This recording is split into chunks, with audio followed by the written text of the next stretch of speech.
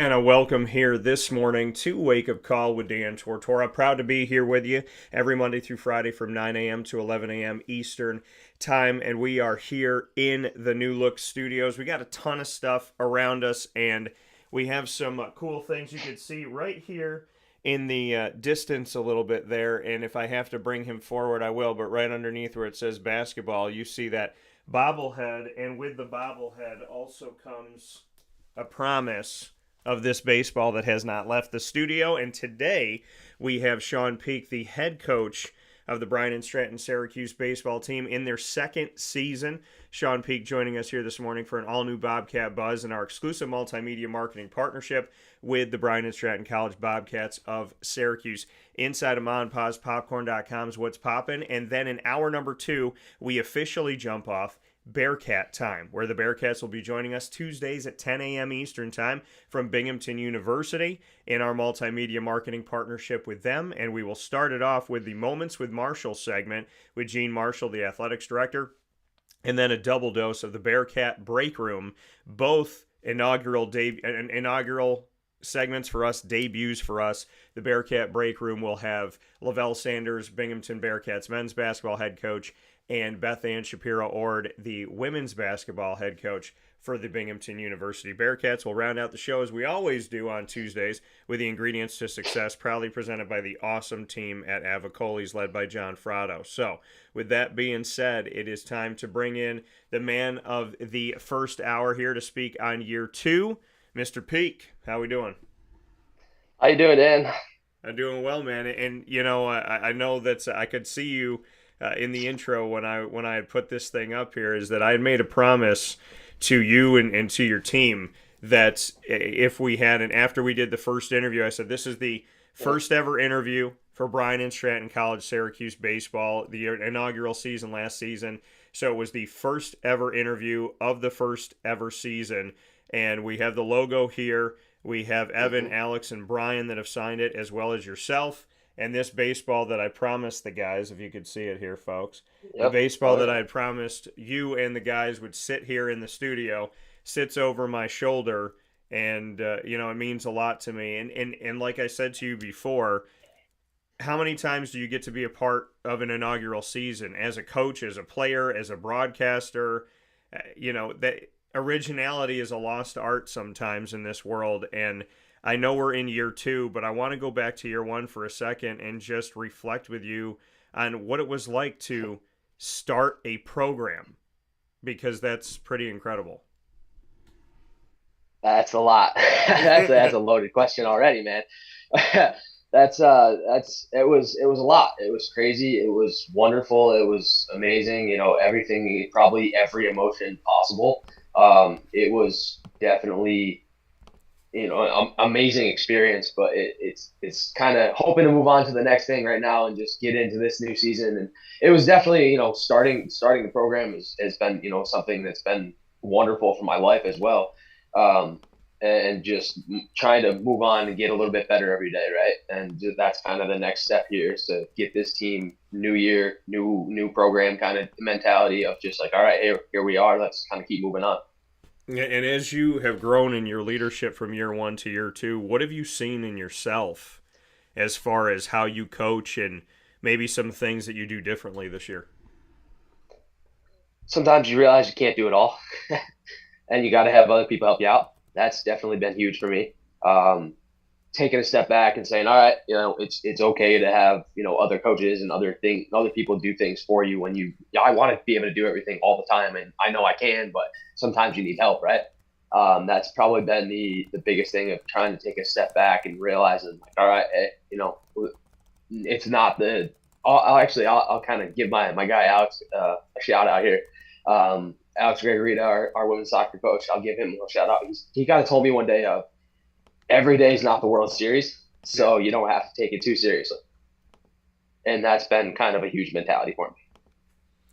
Yeah, and like you said, I mean, being willing to ask for help and to have people help you out, just what you could say about those that are helping you out, those that are pieces of your staff and extensions of your coaching, just what you can say Oh yeah. about who you have with you. Yeah, so I mean, my father's my assistant coach as well, so that's always huge. But Coach V, it's hard to call him CJ, CJ Babakwa, but it's hard for me to call him anything but Coach V because I mean we've been together for about 20 years now, and he started coaching at Liverpool when I started playing at Liverpool, so that was kind of always a huge thing for us, and now he's my assistant coach, so that's like a really big deal. Yeah, and like you said, I mean, having both of them there, having Coach V and having your dad, just what is that experience like? Because you and I have talked about family and how important family is, and we've also talked about the importance of these relationships that you build. It seems like to me from toward the end of last season when I was out at a game to talking with you in general to talking with the gentleman you just mentioned, it seems like it's fun. I know that there's adversity, I know that there's ups and downs, but it seems like you're surrounded by some really awesome spirits, which I'm sure lift your spirits. Yeah, just it's like hanging out with family. Yeah. That's all it is. That's literally all it is. Just hanging out with people I've known for a long time. Shawn Peake here with us this morning. Bobcat Buzz here with the Bryant and Stratton Syracuse head baseball coach in year two. When you were planning out year two and you were looking at the schedule, what was on your mind as far as what you kind of look and say, okay, this is last year, this is this year.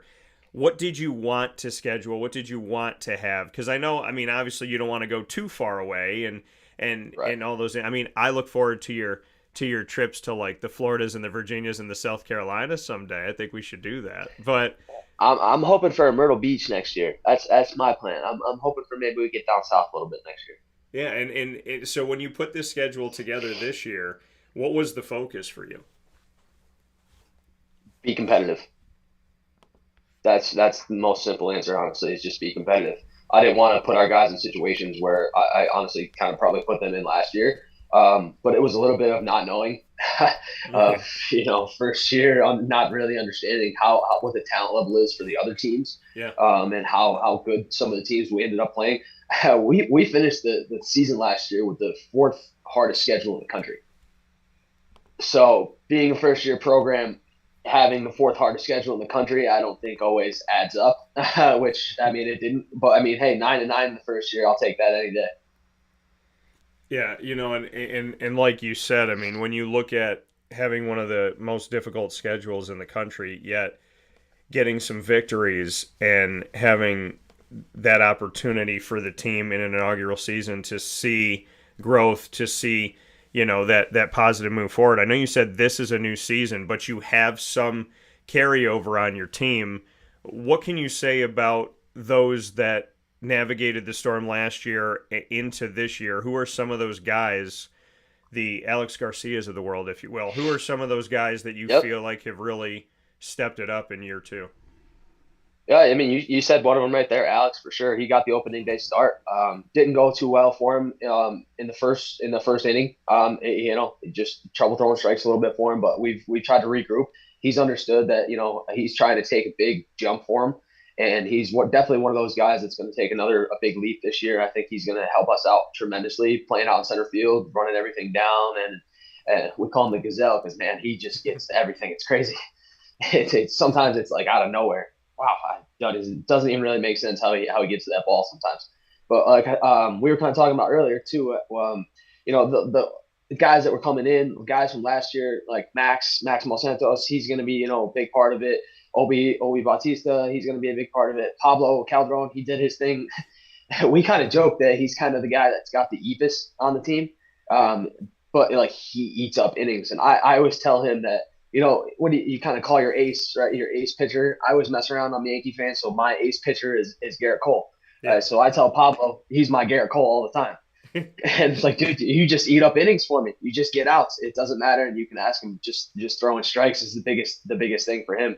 But he's my guy. I go to him whenever I feel like I need somebody to just throw a strike, and he's usually been that guy for me.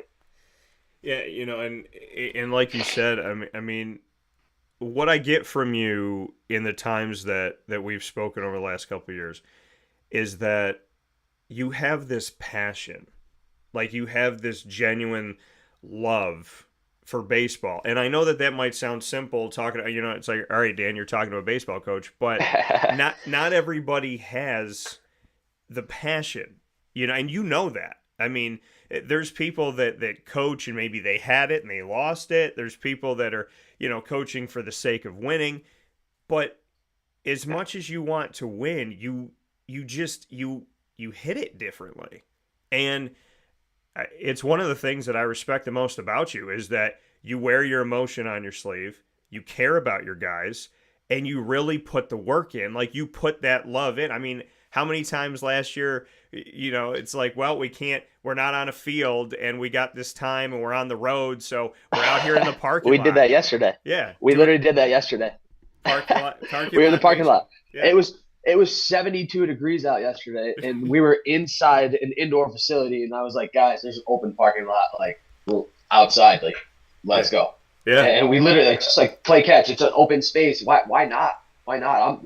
And you ask them, you can see the smiles on their faces. Yeah, we're running around in rock pile. Like, there's some rocks in around and dirt piles and this and that. But like, at the end of the day, there's a little fence, and I'm hitting like fly balls. All they're trying to do is rob home runs so it doesn't go in the street.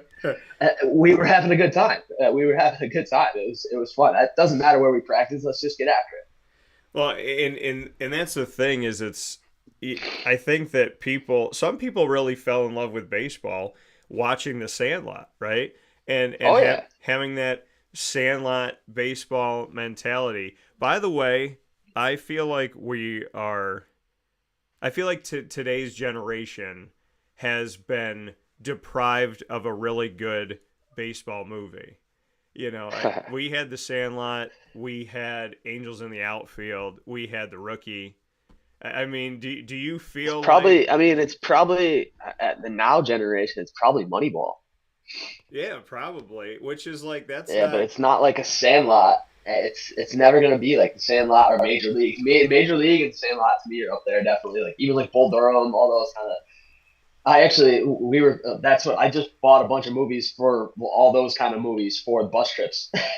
So we got Bull Durham. That's gonna be. I told the videos didn't work last week on our bus trip, our first bus trip. Yeah. The movies just weren't working, so I got a bunch of new movies. I'm trying to. Bull Durham's definitely going in first though. Yeah, and to kind of take a break from the season for a second and continue with that, like, how important are the messages, in your opinion, in those movies for your guys to see? Do you think, like, hey, I'm going to put these on the bus trip, not just to give us something to do, but like, I want them to hear this thing from Bull Durham. I want them to hear this from Angels in the Outfield. I want them to hear the Sandlot. I want them to watch Major League and really get, this point of it, because Field of Dreams and so on and so forth. Do you feel like there's messages you want them to hear? So many of that, because I will be honest, this is probably the craziest thing to me. I'll guarantee more than half the team has never seen any of those movies that you just said. That's insane. Exactly. And that's the reason I literally have bought all of those movies to be like. I asked the guys last year. I remember this vividly because I didn't have Major League the movie, so I literally went and bought it. But yeah, I asked how many of them. There was only 3 guys on the team last year that saw Major League. Yeah, that's crazy. It's like my favorite movie ever. Yeah, it's crazy. I could see you in practice being like, so remember, guys, in Major League when they did this, and they're all just like looking at the ground. And, they have no idea what I said. And they're like, Coach, I don't know what you're talking about. We didn't see that movie. And I could just picture you being like, run, just get on the line. How? I think practice is over at that point. Yeah, I think I'm done. Coach has to just have a little cry, and then we'll get back to what we need to do here.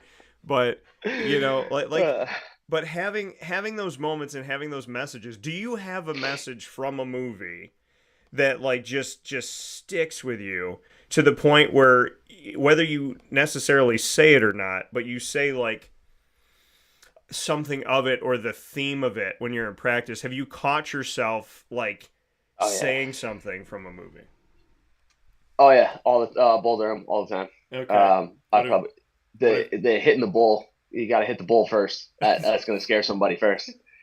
That's like the best part of the movie. He hits the bull first, and then he goes and dials in after that. That's awesome.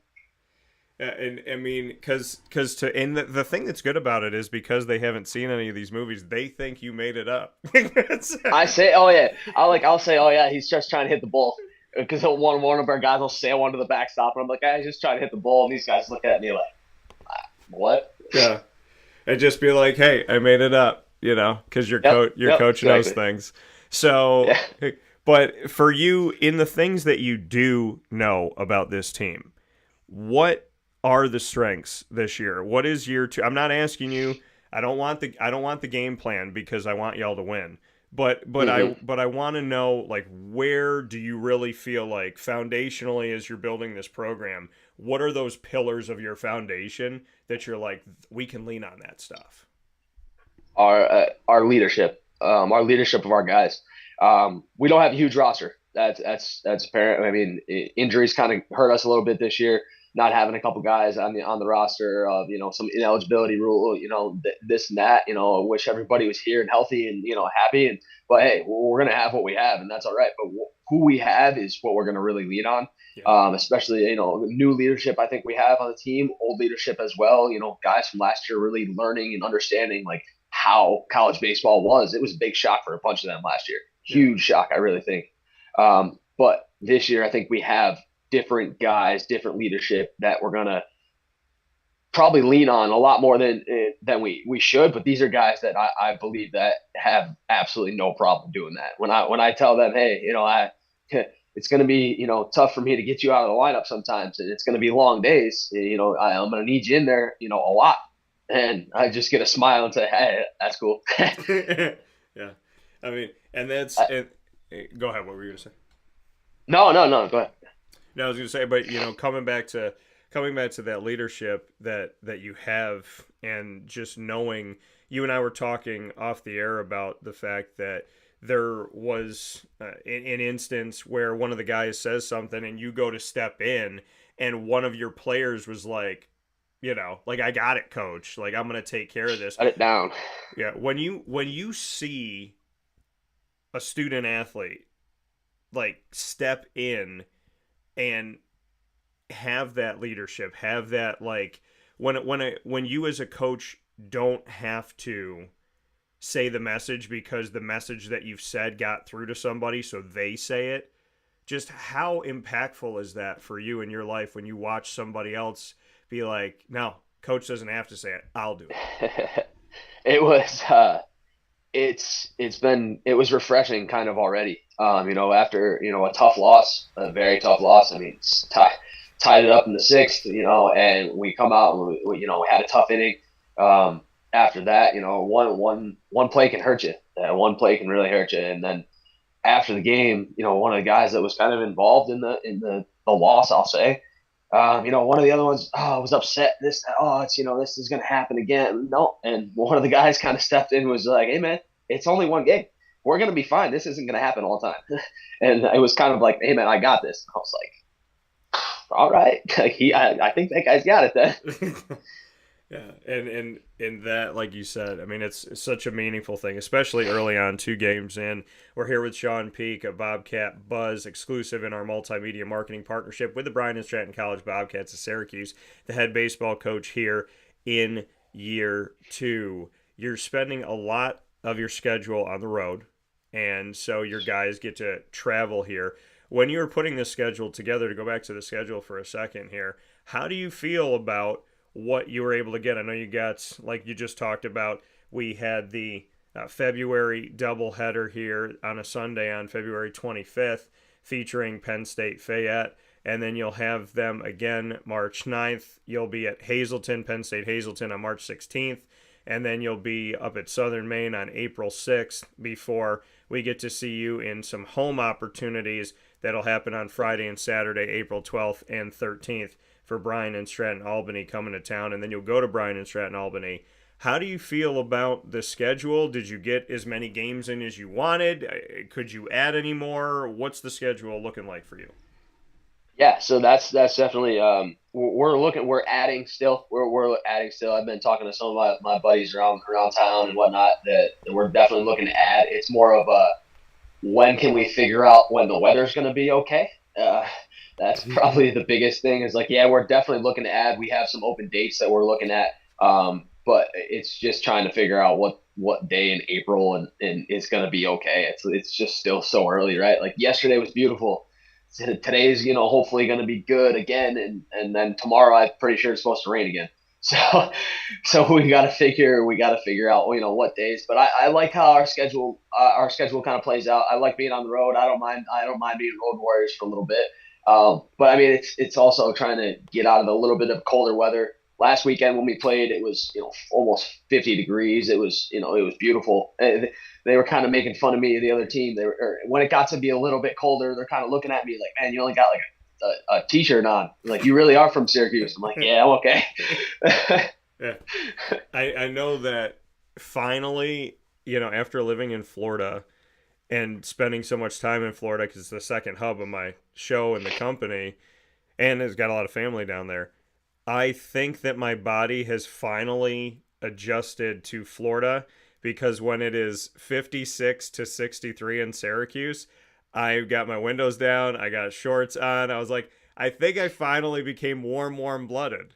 so Yep. so I'm with you. Yesterday was definitely shorts and t-shirt weather. Oh yeah, like I was walking around and I was like, man, because I had my zip up Bryant and Stratton on, and I was like, I had it unzipped, I had my windows down. When I was sitting, I turned my air conditioning on. I was like, I think I'm finally in the Florida blood now, where 63 is 83.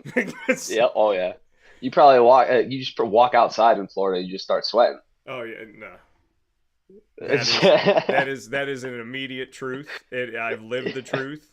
This is what I tell people in Florida: if you're going to live there, you have to come to terms with, I'm going to step outside, I'm going to sweat profusely. I'm just going to sweat like crazy for an hour. And then I'm going to oh cool down. I'm not going to sweat as much and I'll be fine. And last year, I think it went down, it was like 90 a couple times. And I'm walking around Epcot, it's 91 degrees. I can feel the sun just on my face. And I was just like, doing stuff. I was like, I gotta go here, I gotta do this. And I was like, wait a minute, did I finally become okay with the fact that my face is on the sun? Like, I mean, so yeah. I could use a tan right now. I could use a tan. I wouldn't mind some sun right now. It needs to get sunnier around here yeah, we gotta find some colleges for you down in the great state of Florida. That's what we gotta do. somewhere. Yeah. So We yeah, gotta Florida National, Florida National. If you want to call, we're willing to play. yeah, Florida National, call up. Let's do it. Let's make it happen. We got some questions that came in. One of them was already on my mind, so I'm going to share this one as well. It says, I know you mentioned how important it is to have quality pitching and pitching depth. How do you feel about your overall pitching staff going into the season? Was something that a listener wanted to hear, and I was also thinking about it myself. So what's pitching at, in your opinion, right now as far as depth goes? So I mean, not having a huge roster definitely kind of hinders that a little bit, but at the same time, it's kind of everybody throws, everybody pitches.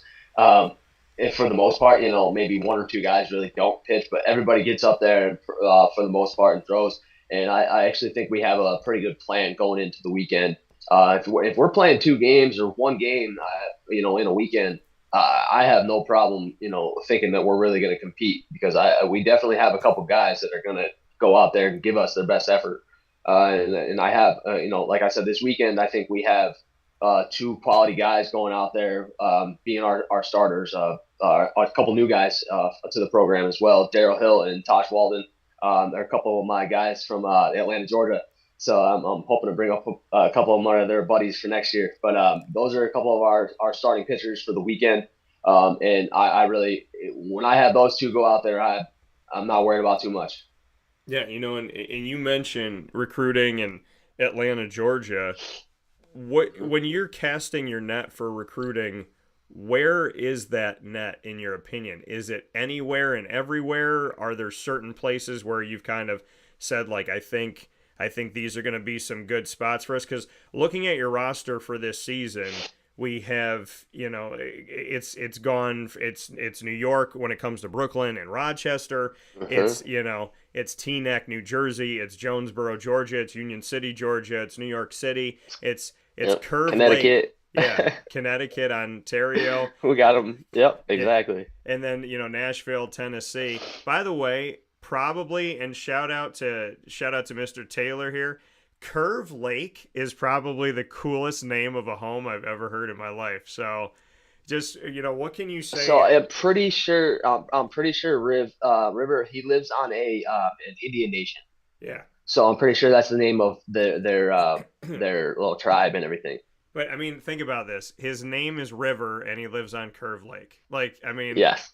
that's that. I feel Yep. like that's a story, a movie that's waiting to happen. So, but when you look at this roster, like we were talking about, Tennessee, New Jersey, New York, Georgia, up in Canada, Connecticut, is the net really anywhere and everywhere? How are you looking at recruiting, and what bridges are you building?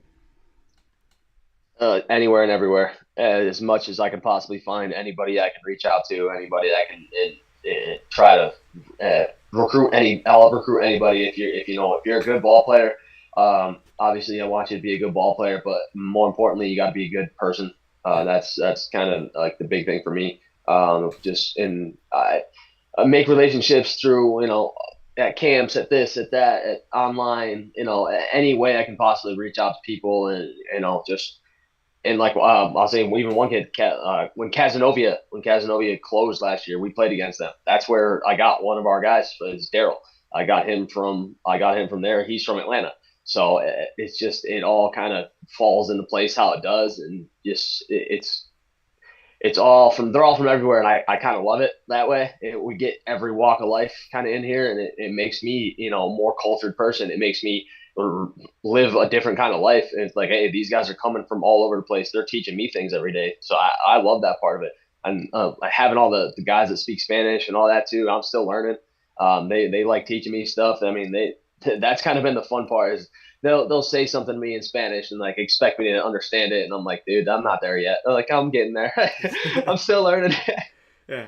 I mean, listen. Hey, is there anything that they've taught you that you remember? Is there any like? Oh yeah, Okay, oh yeah. I remember. give me something. I remember a good bit. It's like I can't rattle it off like you'd expect, but I know what like the words are. If they're saying it, I understand what they're talking about.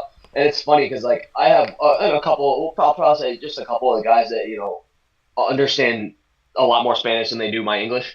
Yeah, So I try to pick and choose the words that I know to say to them. But it's been a huge help with the guys too that they translate like a lot for me. So then I watch them translate, and I'm trying to mimic and say do something like this and show them how to do something with their glove or their bat or something. And yeah, then I have to watch like Max is usually my big translator for me. So I say Max or Eddie or one of the guys that speak Spanish or Pablo, whatever, and they come over and they translate and they do the same motions and then they say the same thing, but they're saying it in Spanish. And I'm like, okay, I'm going to try to remember that for next time. Like I pick up on it a little bit. I'm definitely trying to learn it. I mean, hey, I want to communicate with my guys, even if, I can't, they can't fully understand me all the time. yeah. That's fine. We got a lot of help around here. Yeah, and I think there's simple things to know. Like Hmm. quiero jugar baseball means I want to play Yeah, baseball.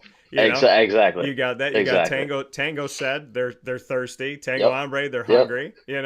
Easy stuff. Yo soy Shawn Peake. They just I mean that's And, and if you're ever in a Spanish country, you just got to know baño. yeah. You just got to know where the bathroom is. Yeah, baño, comer. Where can I Right, eat? exactly. So just Exactly. very It's all just the easy ones. yeah, ¿dónde está? And then putting something after it. ¿Dónde está el baño? ¿Dónde está el restaurante? ¿Dónde está baseball? Exactly. I mean, it's Exactly. No, if you go to a Spanish country, like Spanish speaking country like that, if you say those three things, yeah, you're probably doing pretty well. right. Where can I go to the You're in the bathroom? right Where can I spot. eat? And where is baseball? So, You're right. You're in yeah, the right spot. yeah, some very nice stuff. But no, I mean, I love that, and I mean, with being Hispanic and Italian, like it's part of my culture. And when I was living in Florida, I was speaking it every day, so I can Right. really appreciate that side of it for you, and the fact that you, like you said, I have a guy translating for me. Max will help you out, but the fact that like you're learning it and you're taking the time. I know you probably already know this, Shawn, but it's one thing to be a coach. It's another thing to be family, like we talk about, and you wanting to know their culture and learning their culture and learning their language and actually trying to communicate with them in their language. It shows them, and I'm sure that they would speak for this, I'm sure it means a lot to them, whether you get it the first time or the 10th time or whatever it may be, that you're taking the time to do that. Because, I mean, I remember being in Puerto Rico, and I landed, and the cab driver picks you up, and they think, oh, okay, here's more Americans, right? So they think like, all right, you're going to speak English. You don't know anything about our culture, da da. And I was speaking with him in Spanish, and then I continued to, and then he was teaching me things like different dialect in Puerto Rico than in Spain, where like if you say gracias, and I say de nada, which means you're welcome. Well, they say in Puerto Rico, nada de que, and nada de que Right. means the same thing. So like he was teaching me, and we're talking. And I remember like I like pulled up on the chair, and I'm like sitting up in the back seat, and he's talking to me, and I was like excited to learn. So I think something as simple as that you might not even think of, I'm sure it means a lot to the guys. Yeah, I'm sure it does, and I know that we kind of joke about it sometimes, and they'll come up to me, say something in Spanish, and just have I have no idea what they're saying, and they know that. They know that. They'll just start messing with me, and then they'll just laugh it off and walk away, and I'm like, yeah, whatever. Like that doesn't matter. They're just goofing off. And as long as they're not saying something bad. Yeah, exactly. I But think it's nice to have it's nice to have my assistant coach. He was just messaging me too. He also speaks the language, so he can help me out a little bit. He can translate himself, so that's nice to have a coach that can speak the language as well. yeah, and I think it's really awesome too. And it's cool, and when you're going up against teams that maybe don't speak the language, then there's all that secret stuff just in case you run across a New England Patriot type of team or something like that. Yep. So, but before I let you go, Shawn, I do want to get into now with you being a Yankee fan. Oh We yeah. we had another question that came in here. Speaking of pitching, what is your overall take on the Yankees this season? How confident are you in their starting staff? Do you think that they will make a run at Montgomery or Snell? I hope so. Um, I don't think they're going to get Montgomery back. That's probably gone at this point with them, not re-signing him and not bringing him back, trading him and all that kind of stuff last time. Yeah. Telling the reason he wasn't good enough, basically. Um, but if they can get Blake Snell, that would be crazy. I mean, the rotation would be pretty incredible after that. I think two Cy Young winners right there. That would be crazy. I hope they do. If they don't, I think they still got a pretty good chance. The offense looks like it's gonna score a lot more runs this year. So just having Garrett Cole at the top, that's always having the best guy in the world to me. That's why I said earlier, my ace is always going to be Garrett Cole. That's what I'm going to have on my guys. But that's it. Garrett Cole, having him at the top of any rotation is definitely going to be a huge bonus. Are you surprised that Blake Snell? I mean, this is an award winner. This is a guy that's coming off an incredible season. Are you surprised that he's still out there? Like yes and no. This offseason's obviously been very weird. Yeah. It's been very weird. It's just like why isn't anybody signed yet? I mean, Cody Bellinger signed last week, and Matt Chapman just signed 2 days ago, I think. And Zach There's been Zach Wheeler just signed too. Zach Wheeler just got a huge extension after Nola got a huge extension already for them. This offseason, the Phillies are going to be pretty darn good, I think. But I'm hoping the Yanks can pick up somebody. It's been a weird offseason, like I said, but Blake Snell, I don't know why he's still out there. Probably asked for too much money at the beginning. He's a Boris client. They all ask for too much money. I will selfishly ask you this question since I'm an Arizona Diamondback fan. Oh yeah. What are your thoughts on, because I believe coming out of this season, and I got to go to the World Series with my dad in Arizona. Mm-hmm. First time we'd either one of us been to Arizona. And when we went out there, it was nice because, see, you live in a different world. Yankee fans are everywhere, and you're in the state of New York. when you're an Arizona Diamondback fan in Central New York, you're by yourself. And I know. I no, you're not the only one I know, though. You're not the only one I I'm know. not the only. Okay, can we shout out No. whoever this other person is? Yeah. I used to coach with him when we were coaching at OCC a few years ago. Ben Presbyterian. He's at Bishop Grimes right now, coaching them up as well. But Okay. yeah, he's the when I think of Arizona Diamondbacks, I got to think of you two. Good. Well, shout out to Ben. I appreciate you. We should get together, have lunch, and watch a game. So, but when I went to Arizona, it was like I felt like Mowgli from the Jungle Book, right? You know, like once I've been raised by these animals of the jungle, and this is my family, and it's awesome. And then I see other people, and I go, oh, I look like them. They talk like me, and it was just an amazing experience. But I bring up my Diamondbacks because I believe, as I was saying, at the end of the season, that there was 33 guys that could go to arbitration. They signed 32 guys back. They brought in, I Yeah. wanted one more pitcher. They brought in at least one. And we got another pitcher for game 4, if you will. And so getting another pitcher, making some moves, and bringing back pretty much the entire team. By the way, I mean, when you look at the team last year and you look at the success that they had with Corbin Carroll, there's this other side of it where, you know, they didn't have everybody right out, like they didn't have everybody they're going to have this year.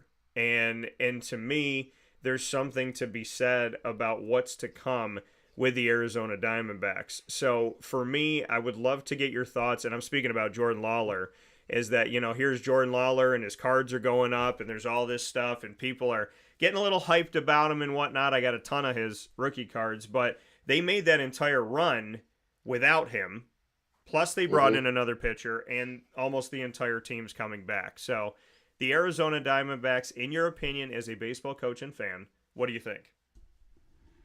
You got a superstar with Corbin Carroll. That dude's on a different planet. I mean, he's going to be definitely up there with some of the greats. Comparing him to probably Trout and all those kind of guys. Probably eventually someday. That dude's really, really, really good. And I don't think he's going to be. He's already the leader as the rookie on the team. You know, that's something crazy. And he doesn't say much. He's just kind of the guy that seems like he's just going to go about his business. Yeah. And then the rest of that pitching staff. I mean, I'm a North Carolina fan as well. So I mean, your boy at the top of the rotation, he's pretty darn good too. I can't put him too far away from Garrett Cole, but he's pretty good too. Yeah.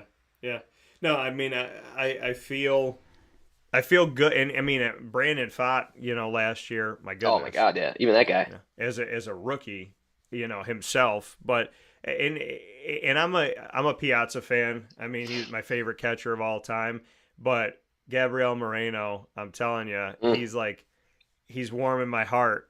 Guy gets hit in the hand, gets hit in the face, you know, in the head, and he just kept coming back, and I know what the that feels like. yeah, As a catcher, I know what that feels like. yeah. As a catcher, getting beat up back there, it's not always the most fun thing, but that guy makes it look pretty easy. How many times do you can you remember and recall that you got hit, like that you went to go for the ball? Because the ball, I mean, listen, that the ball, the spin on it, the different things that are happening in the moment, whatever. I mean, the one thing that a catcher can fully understand is that no matter what happens at the plate, the ball is always coming at you. You know, when people are like, I don't want Hmm. somebody to throw something at me, you're getting thrown at 100 times a game. So, do you have a moment or two where that ball was coming in, and you're like, yeesh? Oh yeah, getting like if somebody crosses you up and you're on your signs something like that, you call a fastball and they throw a curveball, or vice versa. Especially you call a curveball and they throw a fastball, and these Yeah. guys are throwing pretty hard. Whew. That's not always the easiest. Yeah, I remember I wore one off the collarbone before. Definitely wore it like off the ear, the neck, off every part of your leg you could possibly think of. Toes, this, that, hands, fingers. I broke my thumb one time. Uh, that's you get beat up as a catcher. I mean, especially in college, if you don't know if you ever get crossed up seriously in college, and these guys throw hard and things are moving all over the place. I mean, one of my buddy's fastballs, his fastball moved probably 8 inches sideways. His two seam fastball was one of the most crazy things I've ever seen. And then if he ever crossed me up, I was probably going to die with his other pitches, with the way they moved everywhere. Definitely been in the crossfires plenty. Do you have a favorite moment? I mean, being a coach now, but obviously playing the game, do you have a favorite playing moment? I mean, home runs are really cool. That, I mean, hitting a couple home runs in college. Those are, I mean, individual moments, but like team moments, definitely have some big team moments. Making it to our conference championship game every single year of my college, that was always pretty big. Beating a couple good teams, sweeping the number one team in the country in Cortland. That's why I said earlier, I'm not really a Cortland guy. We play in Cortlandville. We don't play in Cortland. I'm a Brockport guy always. But that's my home. That was my second home always. Basically, is playing in Brockport. So that's always a lot of huge moments. I mean, the moments you probably, yeah, I remember the ones on the field and the success moments, and then the moments that weren't so great on the field, team wise or individually, whatever. But it's probably more of like the moments off the field with just like hanging out with the guys and just making the memories that way. Those are my best friends. Some of my best friends still to this day are my college buddies. I call some of them, text and call them, every day almost, just to check in. Hey man, how you doing? A lot of my college buddies don't even live around here. They're from Long Island, New York City areas, all that kind of way. Live out in Buffalo, Rochester, wherever. But those are probably the more memorable things about college. I mean, yeah, I had definitely had success on the field, but I think it's probably the more of the off the field things that you kind of think about more often than my playing days. I guess I got to focus on coaching now. I love that. I mean, you went to SUNY Brockport, like you said, so I love that you will not refer to Cortland as Cortland. Nah, You're just like, no, nah, we play in Cortlandville. We play yeah, outside we of do. Cortland. Yeah, yeah, Yeah, we do. Yeah, we don't. Yeah, no, we're not allowed to wear red. yeah.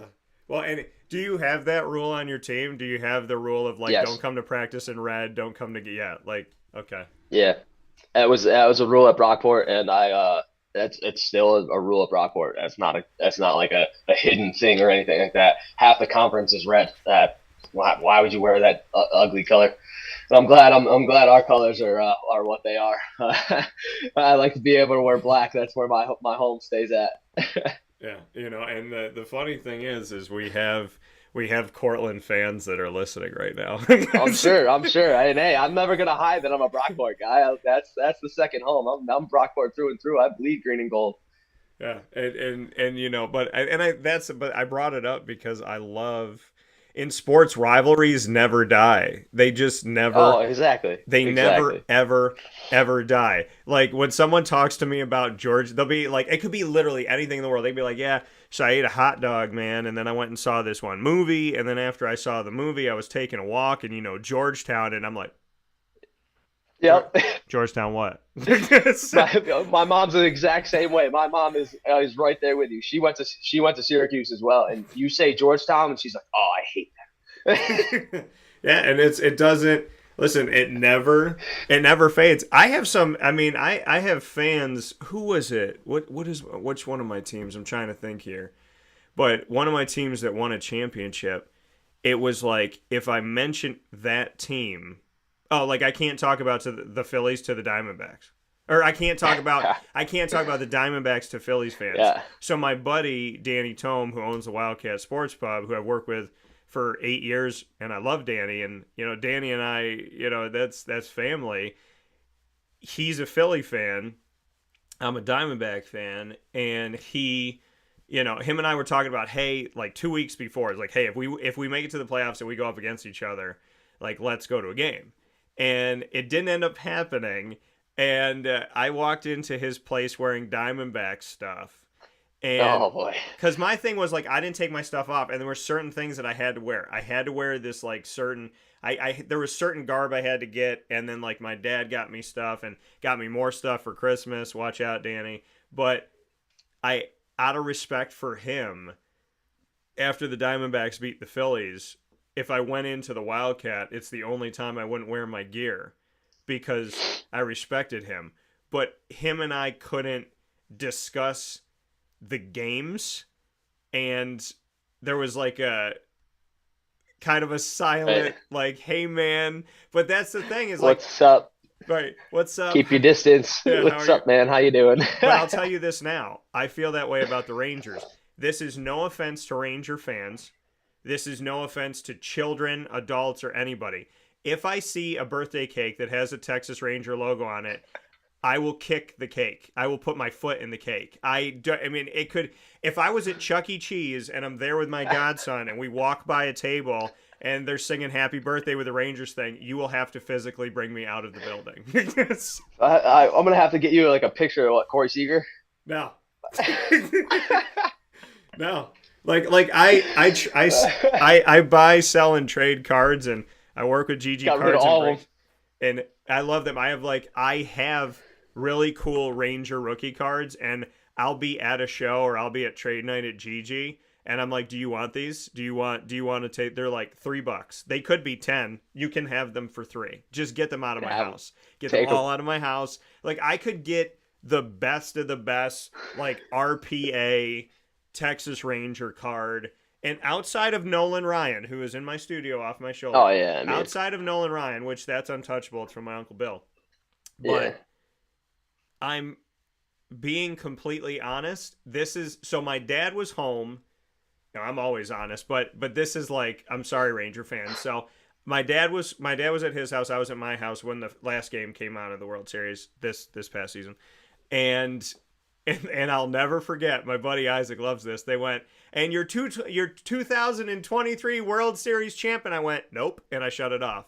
And my dad goes, my dad's like, I shut it off at almost the exact same time, and I go, I didn't hear it, Dad, so it didn't happen. That's how I look at it. I didn't hear it. I didn't see it.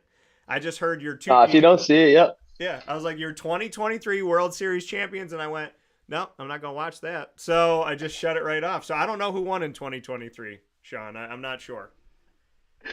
Just have to focus on basketball, right, or Yeah. something. Yeah, maybe Syracuse will make the tournament or something, and you have something to really really root for again. Yeah, I put my eyes on something else. Well, we know that Bryant and Stratton, men's and women's basketball, both made the national Yeah, tournament again. shout out You my guys and girls. and you were there for that. Final note here, just what it means to you that during a selection show like we had yesterday on campus at Bryant and Stratton, Syracuse, in Syracuse, New York, obviously on James Street, the fact that it wasn't a show for the team, but that the head baseball coach, being yourself, the athletic director Nick Dimitrievsky, and men's soccer head coach, the assistant AD and women's soccer head coach Alex Grigorita, Tay Baker comes back for Clays, the women's basketball head coach. You guys were all there. What that says about the institution of Bryan and Stratton Syracuse. And I'll say I'm sorry I couldn't be at the women's selection show. We were at practice, so I was little. I had to drop the ball on that one. I would have been there though. I definitely would have been there. Been there for them as well. But I think it really says something about all of us as a whole. Yeah. It wasn't. Nobody told us we had to be there. It wasn't like, Nick said, hey, we have to show up for the selection show or anything like that. Or Alex said, or Mary Hawkins or anybody, campus directors or anybody said, oh, you have to be there for the selection show. I think we would kind of all just be there anyways, just supporting each other. Obviously, we're a small little family here.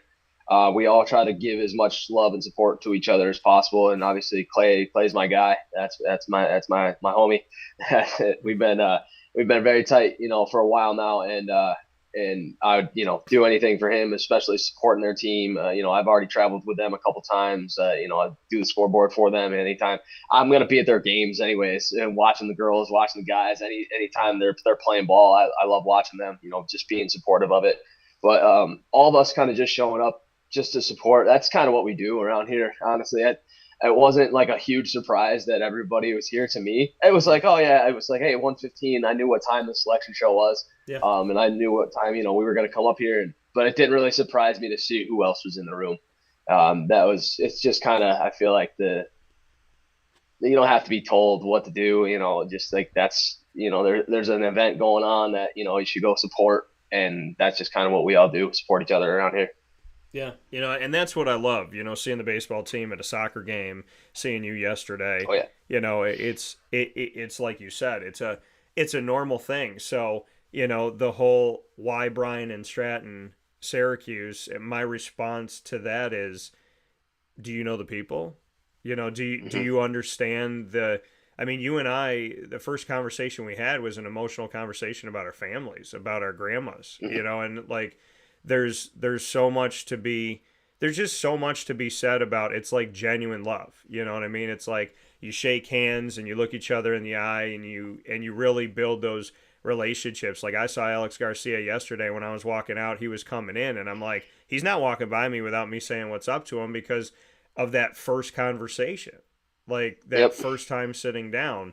So, it's a different atmosphere at Bryant and Stratton, Syracuse. And to me, I don't see NCAA, USCAA. I don't see big college, small Yeah. college. When I see Bryant and Stratton and people are like, oh, you treat everybody the same, I said, I treat good people. Well, I treat everybody, I try to treat everybody well because I don't want to stoop to a level, but it's not hard at Bryant and Stratton, Syracuse to treat people well if you know the people that you're treating. The coaches Hmm. and the student athletes and just in general, it's like why would I be there? Why wouldn't I be there? And my task is to continue to enlighten people and share with them like these are incredible people, these are incredible stories. They're so hardworking. And I don't see a difference. From high school to college to pro and everything that I've covered and national championships and all that stuff. I don't say it to say it. I don't see a difference between Brian and Stratton and any other baseball team because of you, because of your dad, because of Coach V, because of your student athletes, because it's fun. Because last year when I went Hmm. out to a game in Cortlandville, I had Yep. the, I was sitting with the families and they were just so welcoming and loving and amazing. And it's like, I'm there for you guys. And they're like, hey, Dan, we really, we saw your show. We're sorry we missed last week. We're going to go back and watch it. Like, we think it's great. And, that, that speaks volumes that it's just, it's a special team and it's a special part of history. And honestly, in closing, I just want to thank you for letting me be a part of it. Oh man, thank you, thank you. It's definitely a special thing we got going on around here. Like you said, if you know the people around here, it's easy to make a home over here for sure. I mean, just walking in downstairs into our offices where all of our coaches are. I mean, just talking to the big guy Alex, you just have a conversation with him for a couple minutes. You'll know what's going on around here. And it's a very fun time. It's a very good time. We definitely have to work very hard. We definitely have to wear multiple hats. It's not just I'm the head baseball coach. I'm like the traveling secretary for everybody as well. It's not just the easiest thing. A lot of people don't know what goes into the background of all this stuff, and little details are a lot. Booking hotels, getting the bus together, getting this, that, food, meals, all that kind of stuff. Yeah. That comes on all of our coaches, that are here. And we all work very hard. So I'm definitely always going to shout out my guys, all of our coaches, staff for sure. That we have to work really hard to make us successful, and that's what I always tell like our guys, like, hey, sometimes I can't always bring our team over to the YMCA in the morning, or this and that. It's like, hey, I got to work for us. I got to do some stuff for us, and that's how we if I see Coach Clay, his head's down in the morning and he's staring at his computer, he's getting to work. That's why he's got stuff to do. So we all kind of have our way of getting around here. But like you said, if you know the people around here, it's very easy to just make it home. It's very easy to just have a smile on your face when you walk in the door in the morning. It's just the people around here, the athletes. I mean, just even the other athletes, not even just my athletes. I'm just saying like the basketball players, the soccer players, all of them, men, women, basketball, all of them. just, you make relationships with them. They all, see them. I know most of their names. It's a big campus still. I try to remember all of their names, and just say hi to them. And, they say, "Hey coach, how you doing?" And that's, how it is around here. It's a nice atmosphere around here for sure.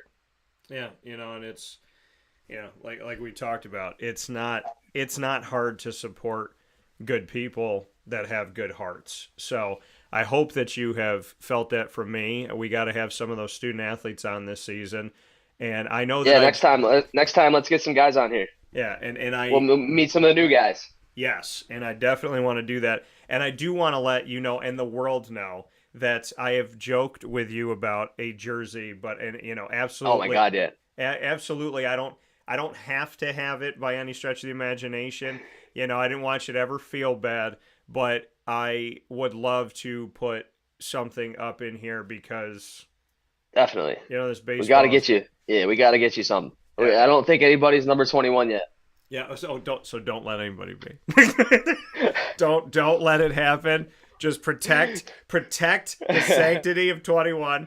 But they all know, everybody, my whole team knows that the only number off limits right now is 15 because that's my number. But everybody else, but I don't think 21's even touched yet. So I'll see what I can do. Yeah, see what you can do. But Shawn, listen, I know it's been a minute since we've gotten to have one of these, but thank you so much for taking the time, and I hope that the time between the next one and this one is very short. Yes, for sure. All right, man. Well, be nice good. Talking to you, Danny. Appreciate it. All right, man. Be good. Have a great day. Yes, sir. You too. Thanks.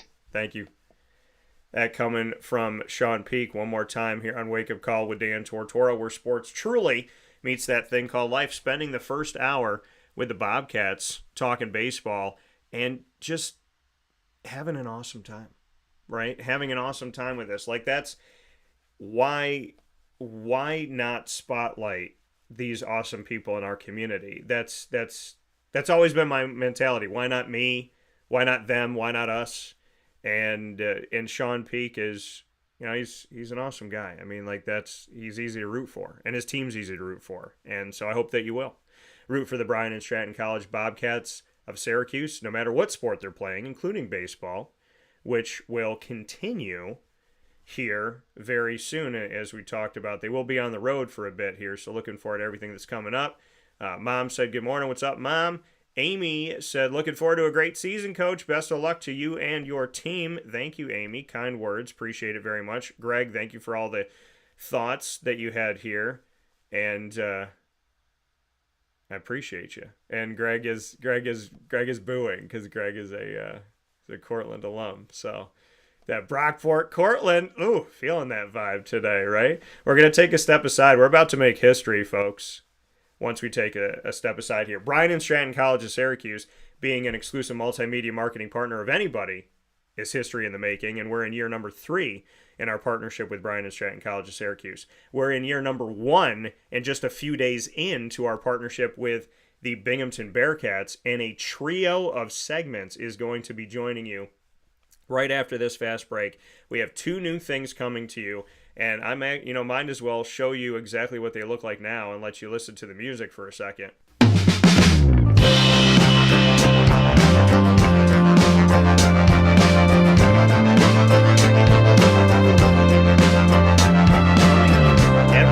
single Tuesday at 10 a.m. Eastern Time, we'll have Bearcat time here on Wake Up Call with Dan Tortora. We'll have moments with Marshall happening once a month. Athletics Director Gene Marshall giving us an inside look at the athletic department, everything that's happening in his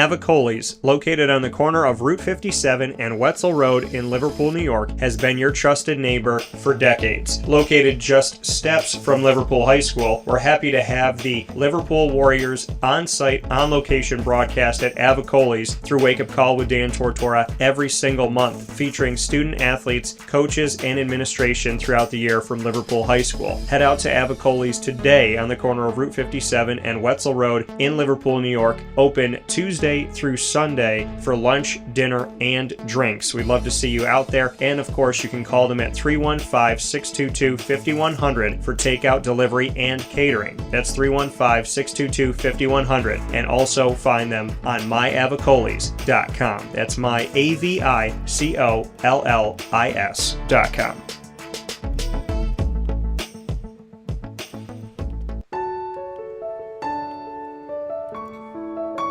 Having peace of mind when you're out of town that your furry-loving friend is safe and sound means taking them to Canine Campground, because we all know that when it comes to the love of our pets, it goes well beyond the call of duty to make sure they're safe and sound. Right, Lily? So take a ride to 242 Johnson Street in East Syracuse, New York, and see Canine Campground and where your dog will be staying, in the classic cabin, the executive cabin, the grand cabin, or of course the luxury cabin, because if you know Lily, you know she loves luxury. Now you don't have to wait to the last minute to find a family member or a friend that'll take your dog for a few days. Call Canine Campground at 315-299-4013. That's 315-299-4013. Their drop-off and pickup times are Monday through Sunday. Check K9campground.com for more information. That's the letter K, the number 9, and campground spelled with a K.com. K9campground.com. When you're going out of town, bring your dog to Canine Campground.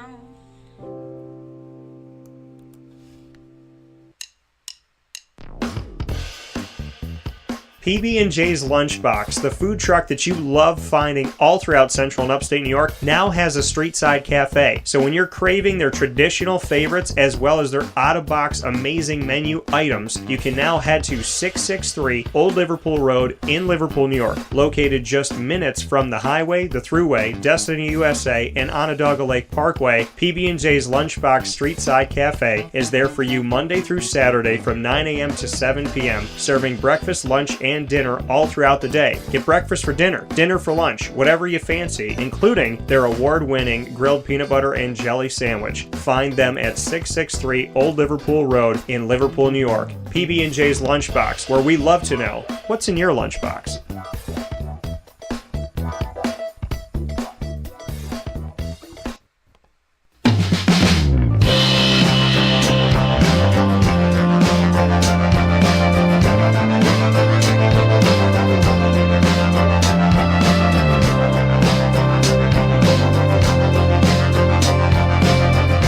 This is Dan Tortora here on site on location at Binghamton University with the Athletics Director Gene Marshall, and our first moment with Marshall in celebration of our partnership here, our multimedia marketing partnership. Gene, how are you? Good, yourself? Doing very well.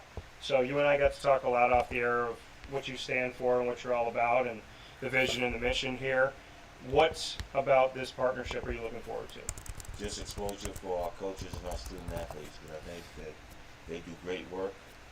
And this is a way for people to see and hear what we do, and that there's student athletes out there, and there are parents and community people that really don't know us. And this will give us an opportunity for them to get a chance to see who we really are and see the outstanding people that we have.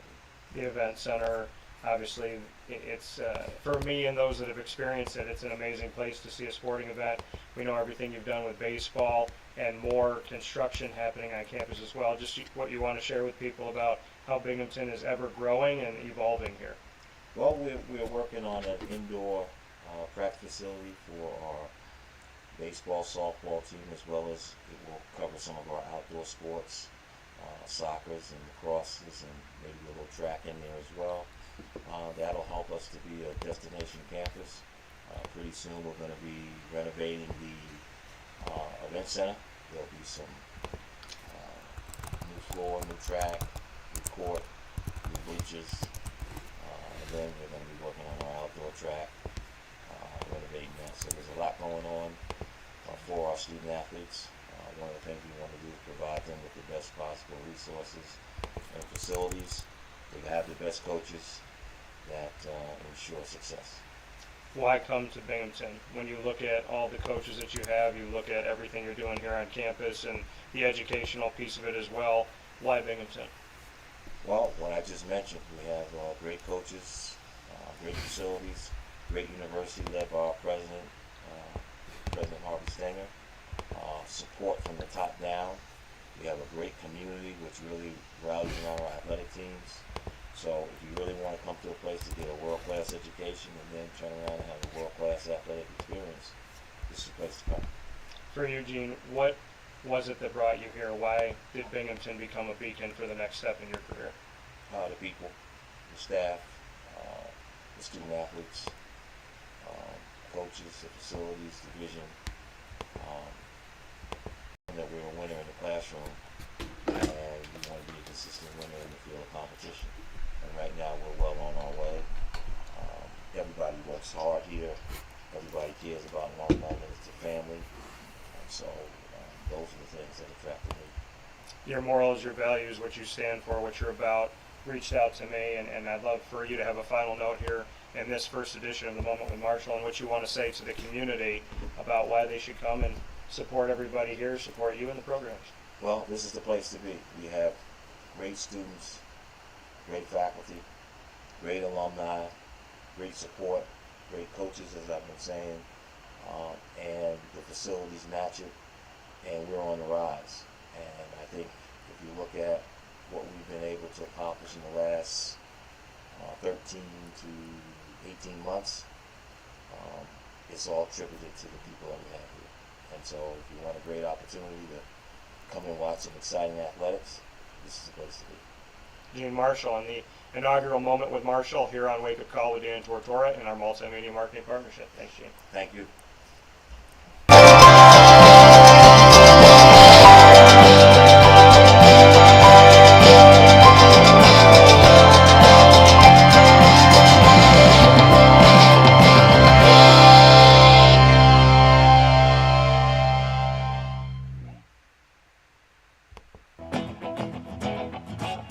Hi, this is Amy from Mother's Cupboard, home of the whole frittata. We are open daily 6 a.m. to 1:30 p.m. For takeout orders, call 315-432-0942 and tune in to Wake Up Call with Dan Tortora for our monthly food challenge and try our Wake Up Call signature menu item available 7 days a week.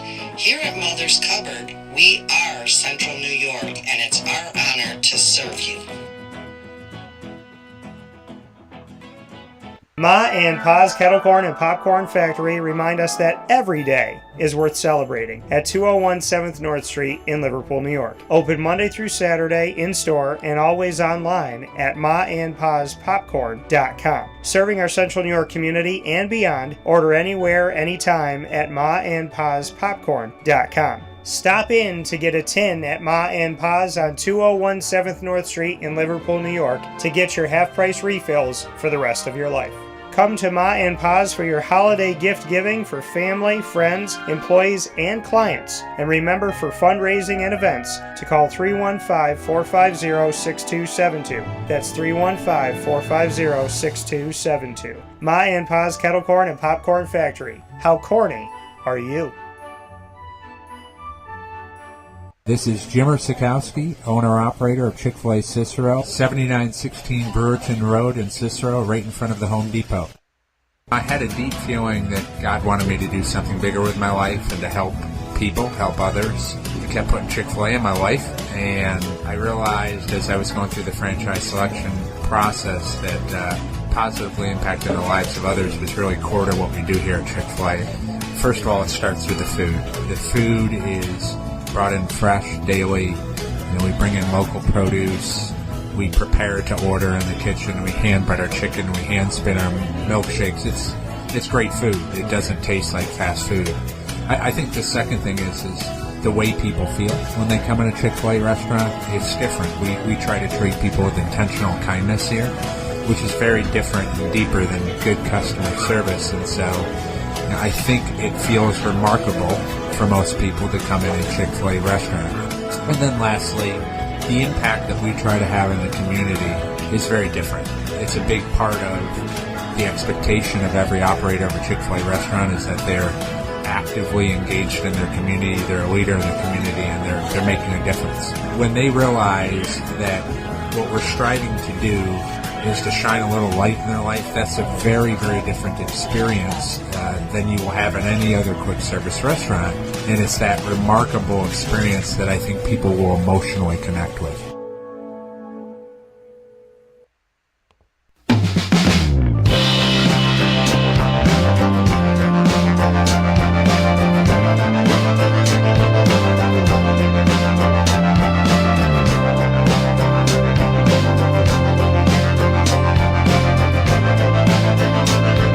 Welcome here to the Bearcat Breakroom here from Binghamton University. I'm on site on location with Binghamton Bearcats men's basketball head coach Lavelle Sanders. No stranger to the broadcast, but first time inside of our exclusive multimedia marketing partnership.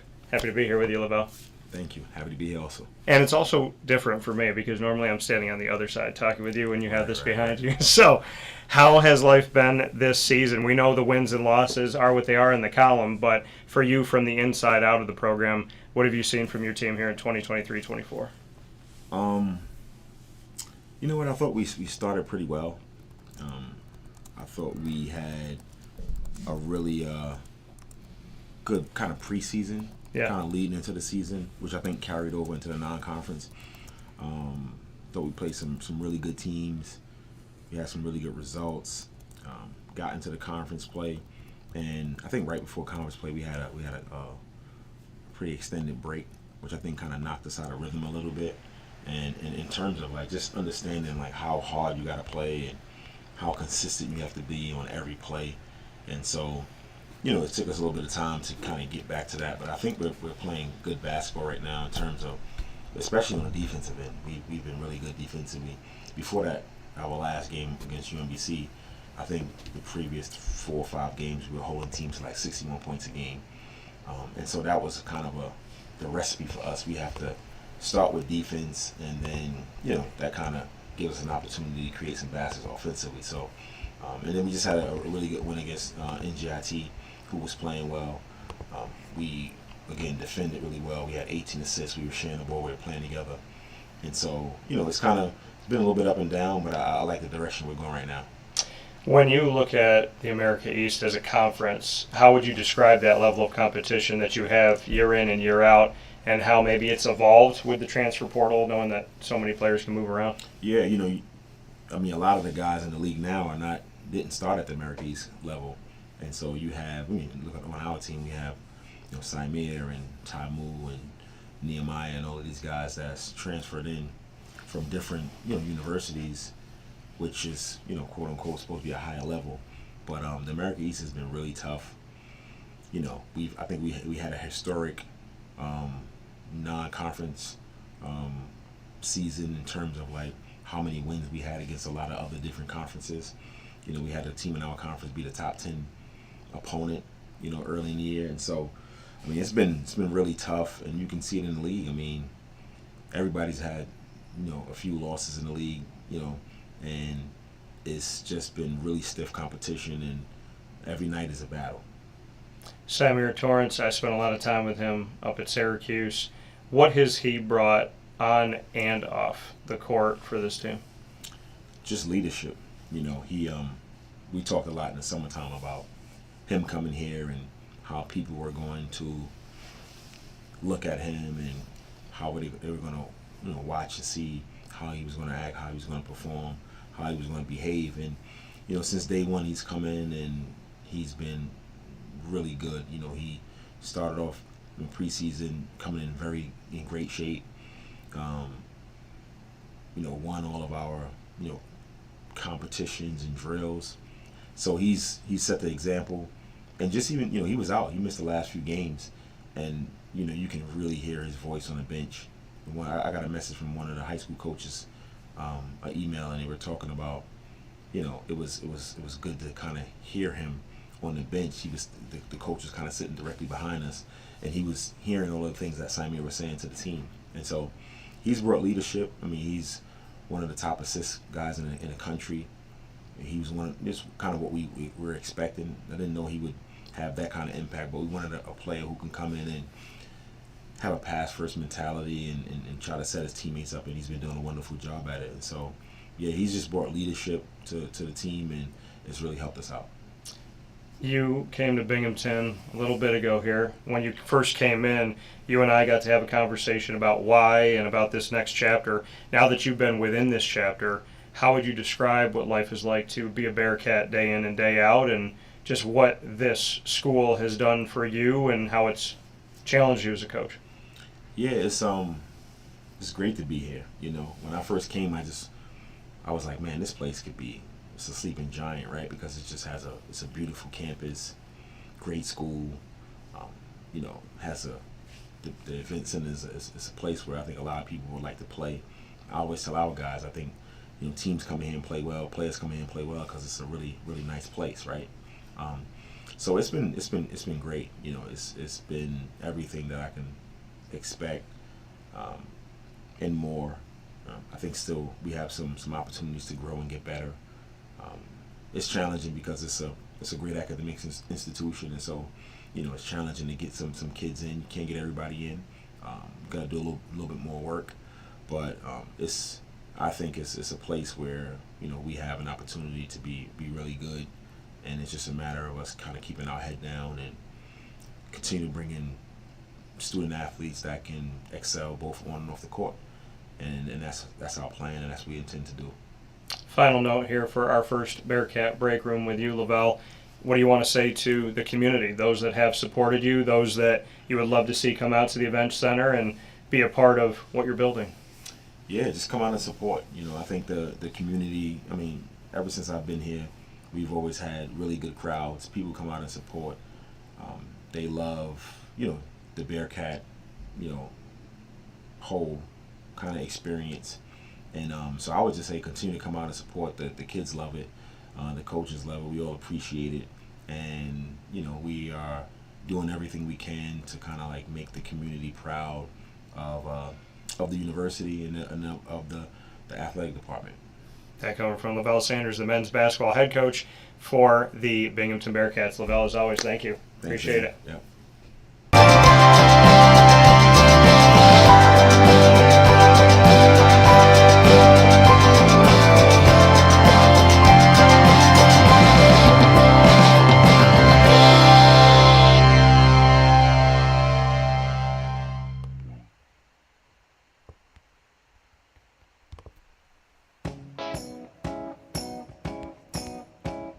In these unique times, there are those in our community that give us a sense of normalcy and positivity. Pizza Man on 50 Oswego Street in Baldwinsville has been here for you for over 35 years and is here now.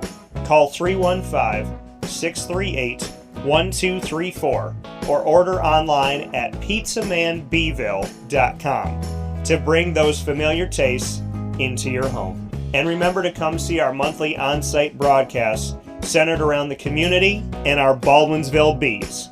Pizza Man in Baldwinsville. Any way you slice it, they are always here for you.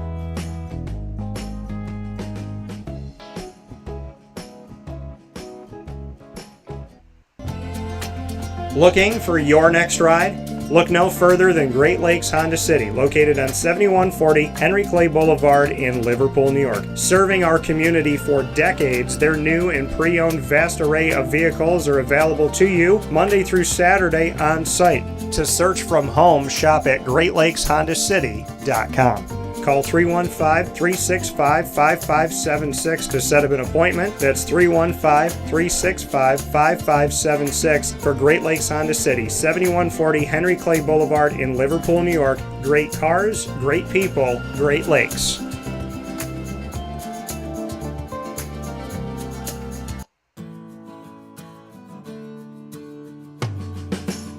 corporate purpose at Chick-fil-A is to glorify God by being faithful stewards of all that's entrusted to us and to positively influence all those who come in contact with Chick-fil-A. And what became increasingly clear from our success in Cicero is that people love Chick-fil-A. And also I think we recognized that, we had a great opportunity to grow the brand and grow our platform. I felt incredibly grateful when I was selected to be a Chick-fil-A operator. I think what it's meant for me, what I've come to realize on a very deep level is that this is a calling for me. It's not a career, it's not a job. The Lord called me to be a Chick-fil-A operator and to use these restaurants to glorify Him and to positively influence other people. I'm blessed. I'm very blessed. Head to Chick-fil-A Clay on 3974 State Route 31 in Liverpool, New York.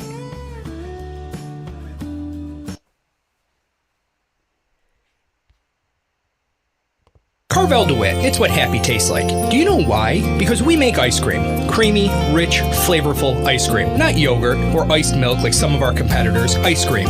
Fresh, by hand, daily. For the calorie conscious, we have something new for you. Our new Carvelite. Same great flavor, creaminess, and texture of our regular ice cream with only 35 calories an ounce. So whether you want an ice cream cake, flying saucer, dasher, carvalanche, hard or soft ice cream, we will satisfy your craving with our fresh, handmade regular or new Carvelite ice cream. Carvel DeWitt. It's what happy tastes like.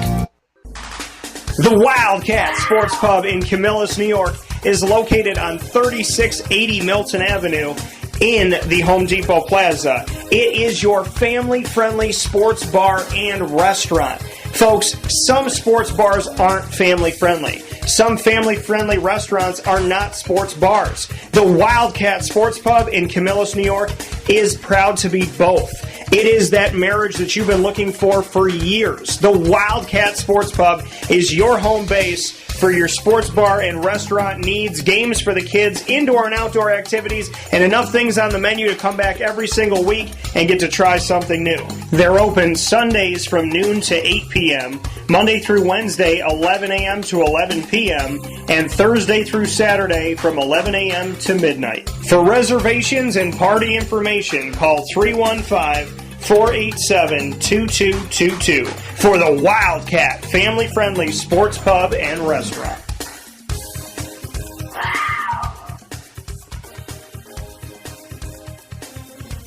GG Cards and Breaks. Like, comment, subscribe. GG Cards and Breaks, located for you on 639 Delmar Place in Syracuse, New York, is your sports card shop of choice, folks. There's plenty of places in the world to go to find a pack of cards. But are there places for you to go to find the service, to find the connection, to find the care for the community, and the love and the passion for the hobby itself? GG Cards and Breaks is such a unique experience, and I experienced it yesterday. I was there yesterday with Anthony Campbell. Shout out to Anthony and the awesome work that he does, and it's so many wonderful things come from this sports card world. And the biggest part of it is that you build friendships and you build connections, you build relationships over something that's common that you both care about.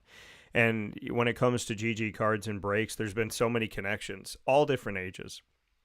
When we have trade night monthly at GG Cards and Breaks, be it on 639 Delmar Place in Syracuse or at the Wildcat Sports Pub out in Camillus, you see people that are 4, 5, 10 years old.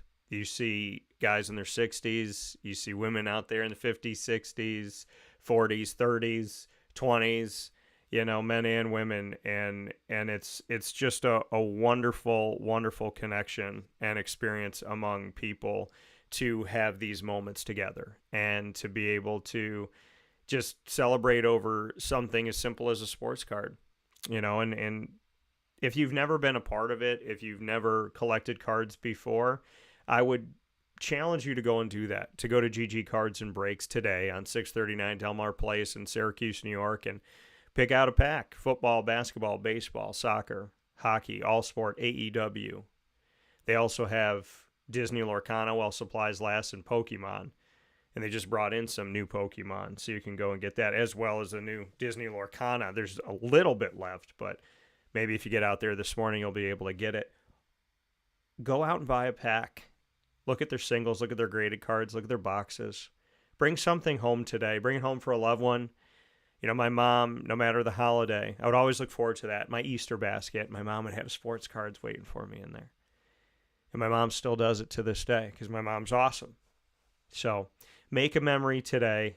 Go and do something fun today. And really start to understand what the sports card hobby and trading card hobby is all about from people that really genuinely care about it. Thanks to Josh and Anthony, to Joel and Alex, and the whole team at GG Cards and Breaks. Open 7 days a week from 10 a.m. to 6 p.m. Monday through Saturday, and from 10 a.m. to 5 p.m. on Sundays on 639 Delmar Place in Syracuse, New York.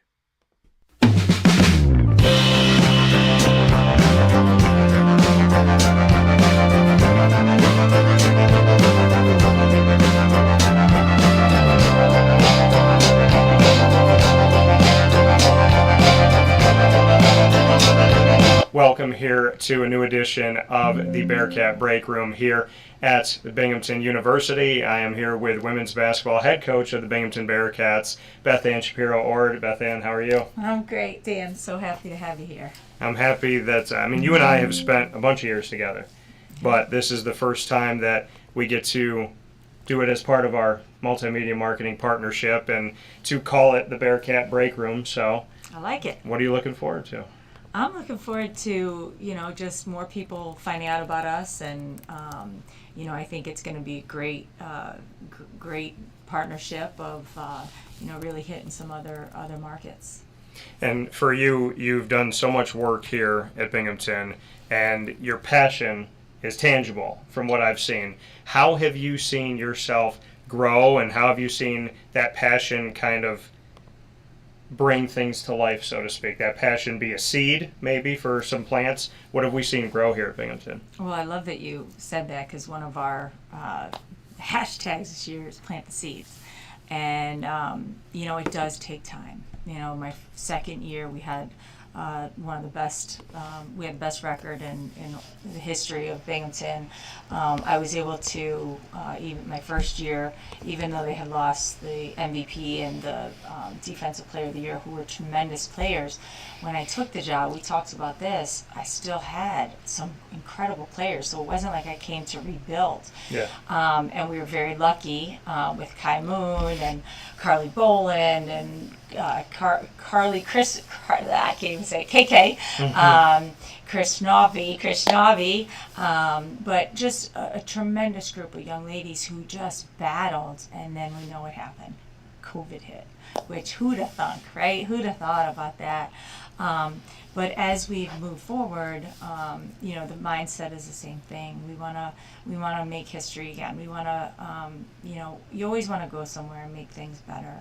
Yeah. And I feel like we bring in great kids. The work ethics here, the chemistry, they're all great group, and we just got to keep building on it. Like you said, having that success and then going through COVID, which caused a fork in the road for so many programs. How have you battled back from that, and where have you seen, like you said, when it's plant the seed and the hashtag that you used, of everything that could be negative from COVID, what have been some of the positives that have come out of it? Definitely learned how to pivot with practices. Sometimes we'd have to work with, 6 players, 7 players, 8 players. So working practice, doing just different things, coming up with different ways, and I have a tremendous staff. But really just, sometimes you just gotta change things, and you gotta go with change. You try to be the best that you can, but just continuing to build. And, Lavelle and I were just talking about the last time we got to host, and I was like, wait a minute, was it 1920? It was right before COVID. We were supposed to that next year, and we had to shut down because we were picked 4th, and because we played Albany, who got to have it, which they kept saying they made it, but they got us sick anyway. So we got shut down right before conference tournament. Yeah. So we would have hosted then too, which would have been awesome. A little setback, but we're hopeful that we're working real hard and we're playing much better basketball, that'll happen. And when you look at this program and the passion that you've had for it, you and I have spoken about your road in so many places that you've been. Now that you've had an ample amount of time in Binghamton, how does Binghamton University, where do they stand, and what does this chapter kind of feel like now that you can put it up against so many other wonderful stops that you had? Well, the nicest thing, the best part about Binghamton is family. Yeah. And that's why I came back east, to be close to my mother now, and to have that opportunity to be around with her, with helping my dad. But it's so much nicer that she can just jump in a car and be here, or I can go see her, and my brothers and sisters are really close as well. But the community here, it's all about family, and that's what I'm about. So that part has been wonderful, and I've worked at some incredible places, and I've always found great things. Like, people always ask, like, what was your favorite stop? What was your favorite place?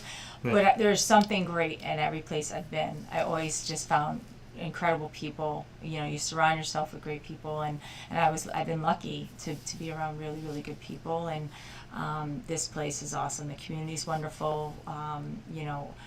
Harvey, our president, Harvey Stanger, has been incredible. He texts me after wins, and he checks in as well.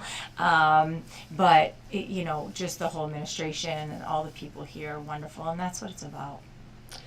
When you and I kind of started these conversations, there was always a hope that we could do more.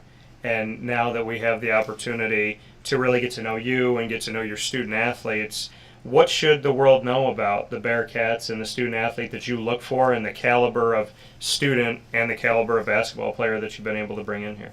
Yeah, it definitely has to be a balance, because it is a very high academic school. So you have to have that, foundation. You have to want to work hard in the classroom. We have kids that are very like-minded, work hard in the classroom and work hard on the basketball court. And also we have a little fun too. They're all different, very, very different young ladies. And they all come in here, and just, when we say family first, we talk about, culture and the way we want to play and the way we want to be in the community. And I think that has been such a big, strong part. And I just want high character kids that want to come out and work hard. Before we finish up here in our first Bearcat break room, to look at women's basketball as a whole. Last season, I became a Caitlin Clark fan. I know a lot of people through the past 2 years have kind of gotten up on this, or maybe paid more attention to the Angel Reeses of the world and so on and so forth, and found the teams that they like, the coaches that they like. It's not just UConn anymore. A lot of times we would hear Gino Auriemma, UConn, we'd hear Pat Summitt, Tennessee back in the day. And that's it. And that was it. Yeah. And we would only see the national championship, but we wouldn't see any of the other games coming throughout the tournament, and you'd be lucky if you got a little blurb in the newspaper. Now that women's basketball is growing, and we're seeing Division I women's basketball have these incredible opportunities, what are your thoughts that we're finally seeing it on television on a normal basis, seeing the entire tournament, and that men are coming out and saying, you know what, I want to go get a jersey of my favorite player on this team, my favorite player on that team. I think Caitlin Clark has the most expensive autographed card ever. One of her cards is $76,000 right now. That's incredible. So just what all of this means? I think it's great for women's basketball, or for basketball just in general, because women play, just as hard, and they work really, really hard. Growing up, I didn't know anything about women's basketball because I always had to play with the guys, because it was way back in the day. However, it's just so wonderful to see, the parity in women's basketball, and because of, all the different changes with NIL money and the portal and the exposure that these women are getting, it's awesome. From Caitlin Clark to Angel Reese, and even, when I was at Louisville with Angel McCautry and what she's doing, which, she's going to be here for our big, for the women's. Yep. Our women's athletics banquet. Anyway, one of my former players. Giving a little shout out. Yeah. But it's incredible how it's, there's parity, and kids are starting to go places that, why not go build somewhere else? Why not, why just go to the, it used to be, everyone wanted to go to Tennessee, or everyone wanted to go to UConn. Now it's, it's a lot different, which is great. So, as a final note, why should they want to come to Binghamton to build with you? because we have a great school, first and foremost. We have great people around you. We have one of the best facilities. I don't care where you're at. I mean, in the Northeast. And the fans are great. But really, if they want a great opportunity, I think it's just a great place to be. And I use the word great a lot. Beth Ann Shapiro-Ord, the women's basketball head coach here for the Binghamton Bearcats in this edition of the Bearcat Breakroom, exclusive to Wake Up Call with Dan Tortora. Thank you, Beth Ann. Thank you, Dan. Appreciate it. Thank you so much.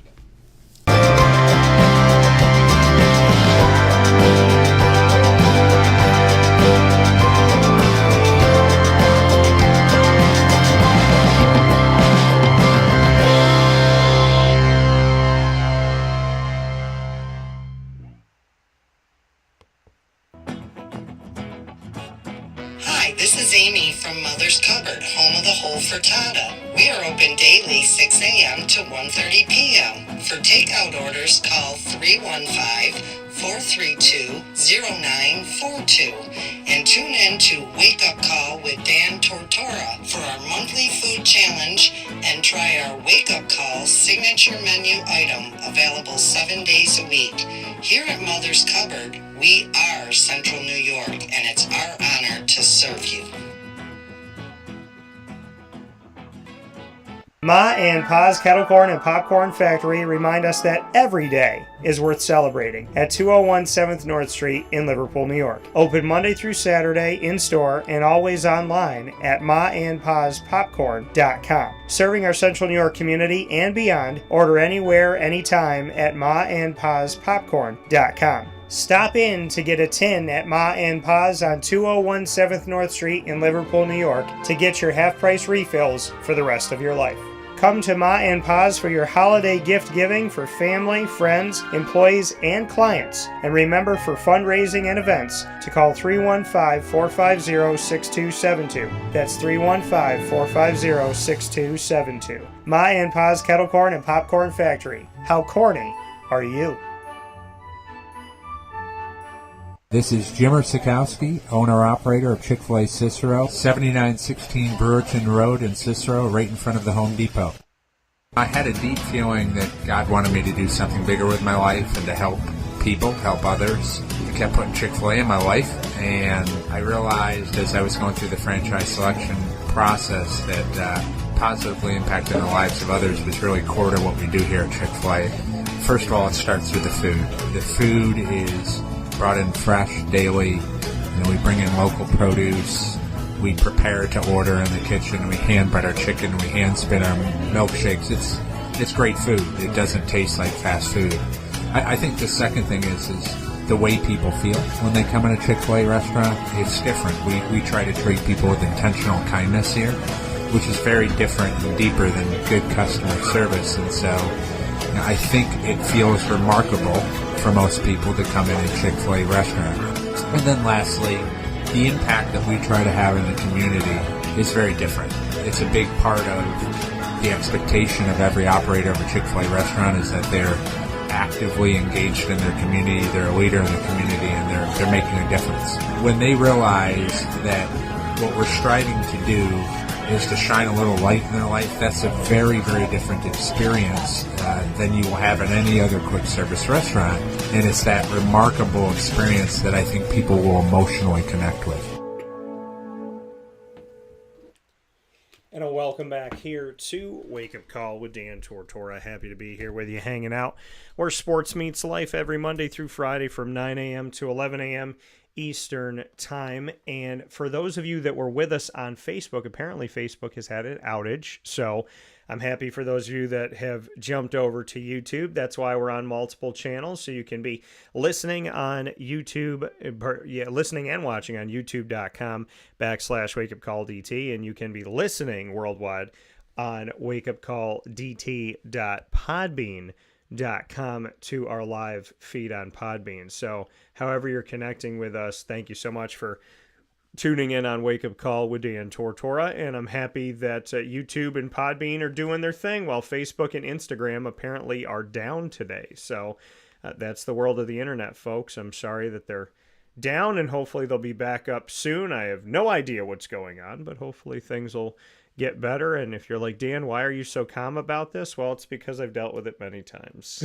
So, I shouldn't say this specifically, but Facebook having its issues is not uncommon over the years. So, we go with what we got to go with, and we move forward. So, got to ad lib, right? It's all about being positive and being happy and being healthy and about being kind. So, I hope you're all having yourselves a wonderful day. I am honored and privileged that we just got to share those pieces with you. In hour number 1, Shawn Peake joining the show of the Bryant and Stratton College Bobcats of Syracuse as their head baseball coach, and being able to bring you this Bobcat Buzz in our exclusive multimedia marketing partnership with the Bryant and Stratton College Bobcats of Syracuse. Means the world to me to have an exclusive multimedia marketing partnership with the Bobcats, and to have the show today with Shawn, really wonderful, and a great conversation. For all that listened to it, that it was a wonderful conversation to have today, and a lot of fun for me personally. So thank you to Shawn for that, and a big time thanks to the Bobcats for your belief in me as an institution.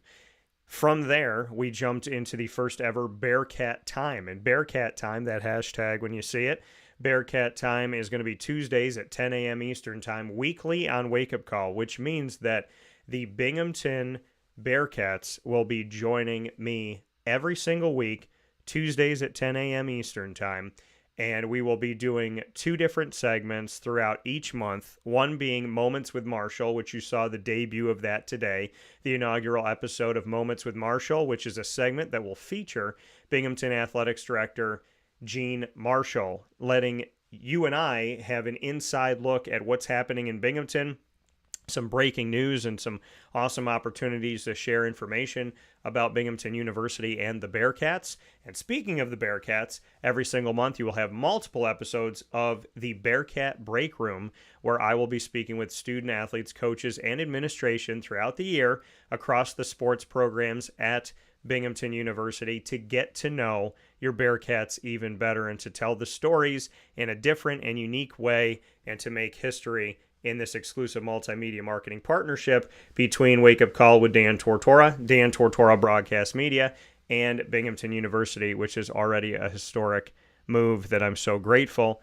that Binghamton was open to. So awesome stuff this morning with the Bobcats and the Bearcats, and it's going to lead us right into the ingredients to success, which we're going to start here a couple minutes early. So let's jump into the ingredients to success, proudly presented by the fantastic team at Avicolli's. Today's topic for the ingredients to success are about being patient and persistent.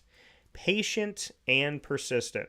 So you might be thinking, Dan, if I'm patient, does that mean I'm standing in one place? Because persistent means I'm moving forward. No. Patience and persistence go hand in hand. Let's discuss it.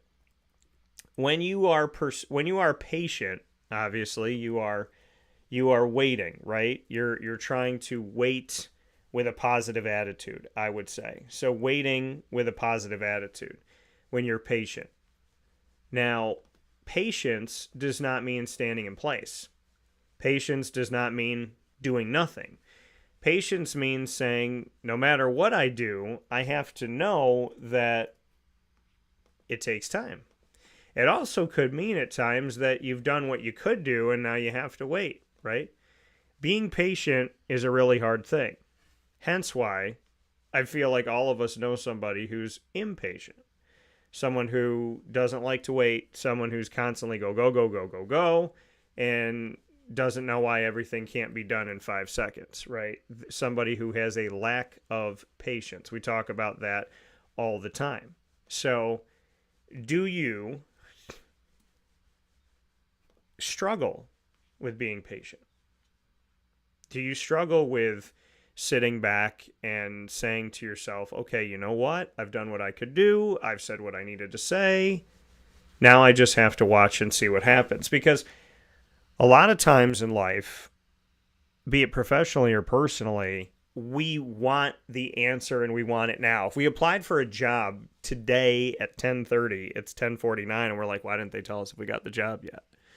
It's a normal reaction. You know, I say it's a normal reaction because I feel like a lot of people feel that reaction. And, you know, I think the other side of it too is, you know, some of us on maybe the personal side, you know, you meet somebody and you like somebody and you think to yourself, okay, well, this has got to happen now.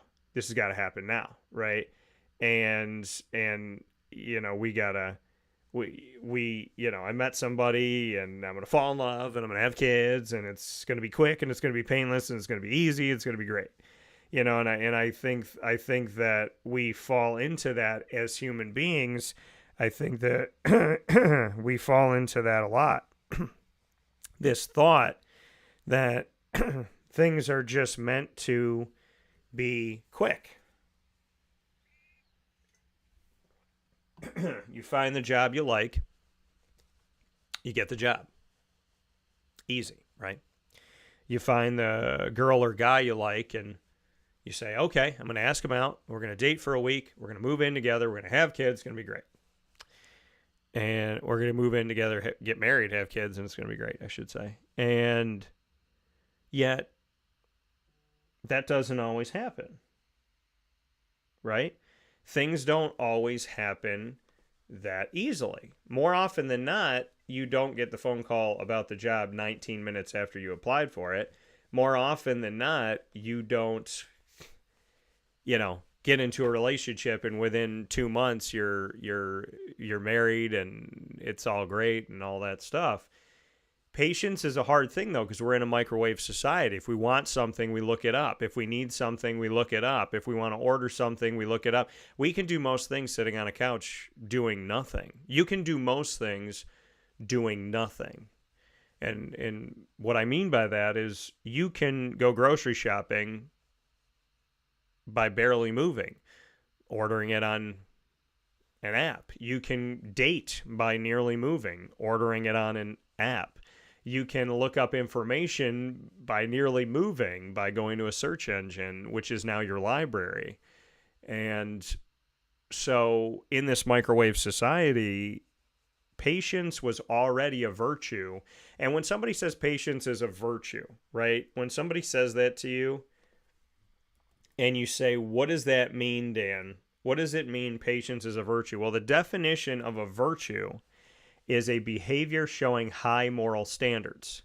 A behavior showing high moral standards. So when they say patience is a virtue, they're saying patience is a behavior that shows that you have high moral standards. High moral standards, not high time standards, but high moral standards. Think about that for a second. Behavior showing high moral standards is a virtue.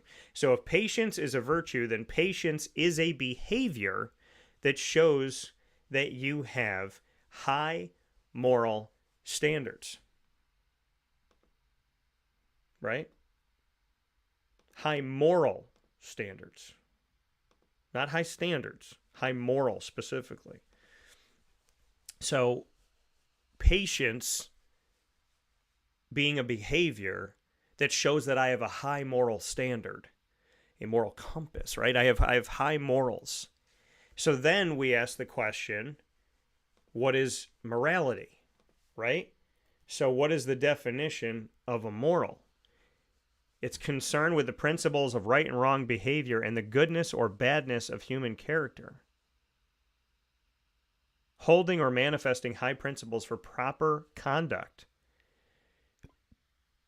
A person's standards or of behavior or beliefs concerning what is and is not acceptable for them to do.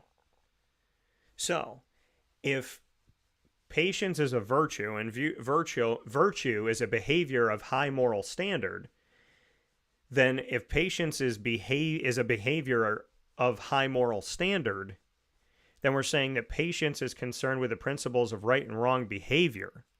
and the goodness or badness of human character. That patience is holding or manifesting high principles for proper conduct.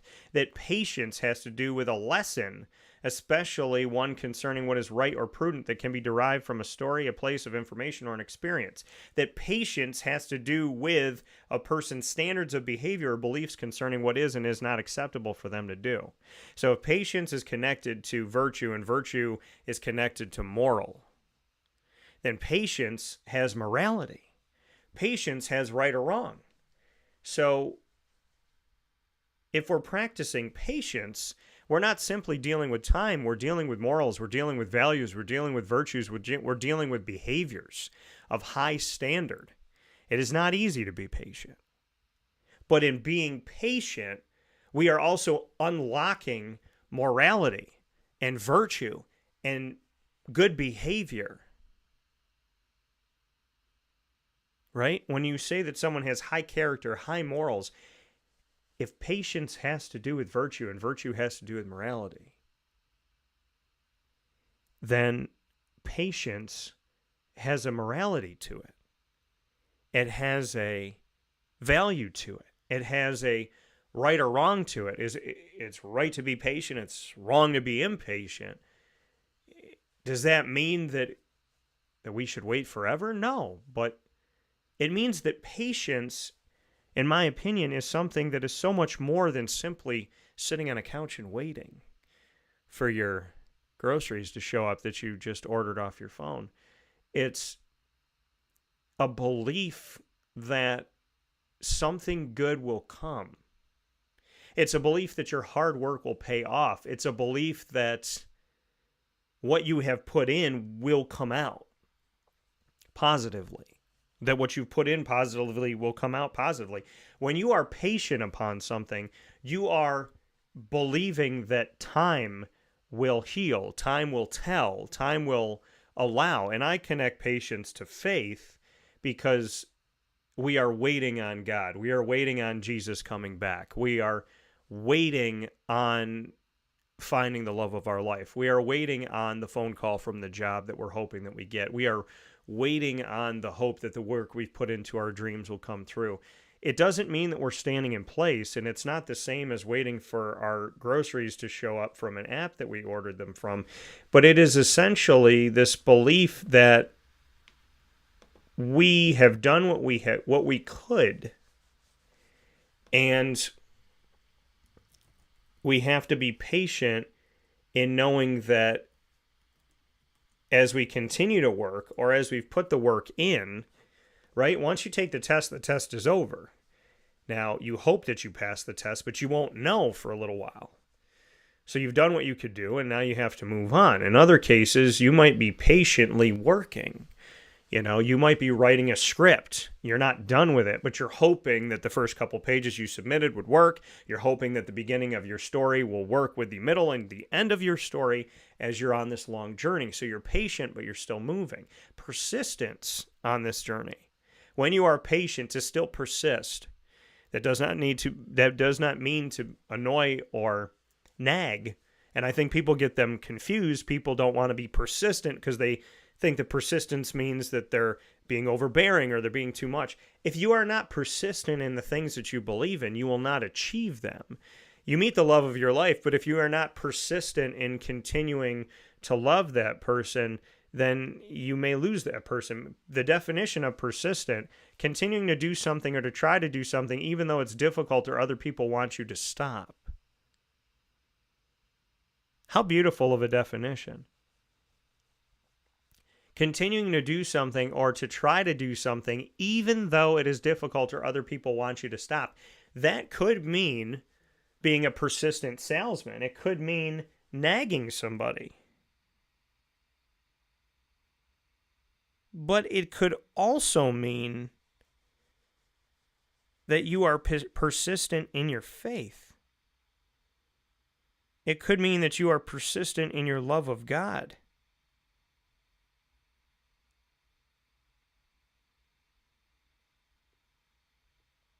That could mean something too. Your persistence.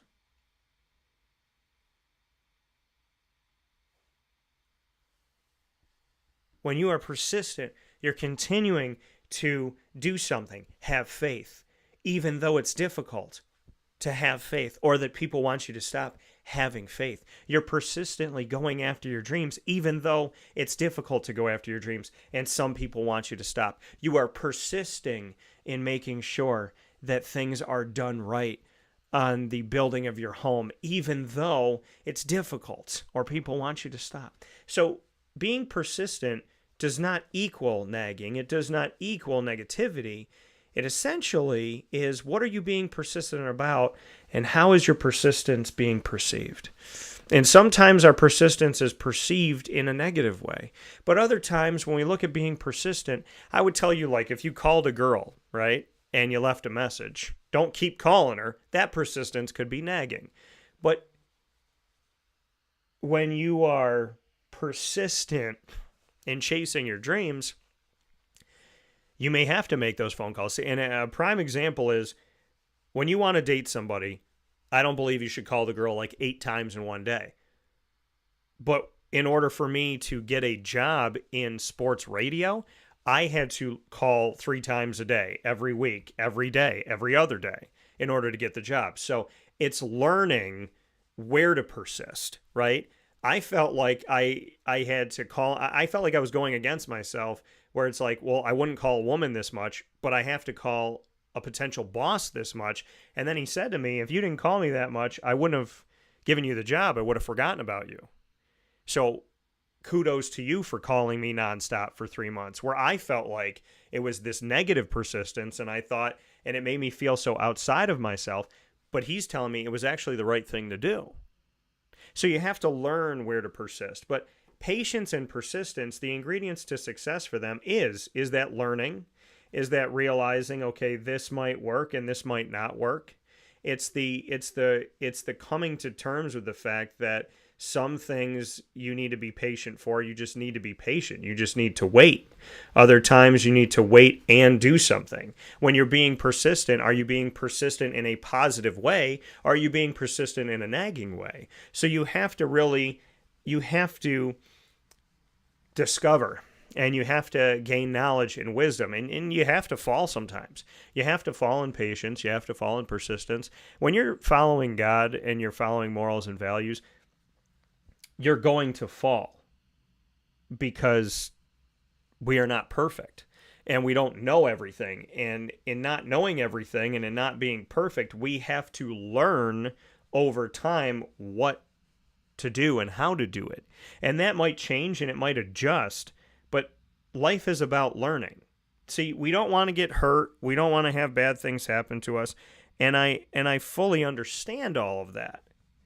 But I also would tell you that if you were not hurt and you didn't have anything bad happen to you and you were never challenged, I would share with you that I think that ultimately, if we never go through pain and we never go through strife and we never go through confusion and we never go through commotion and we never go through tough times, do we really honestly learn anything? Will we learn anything if we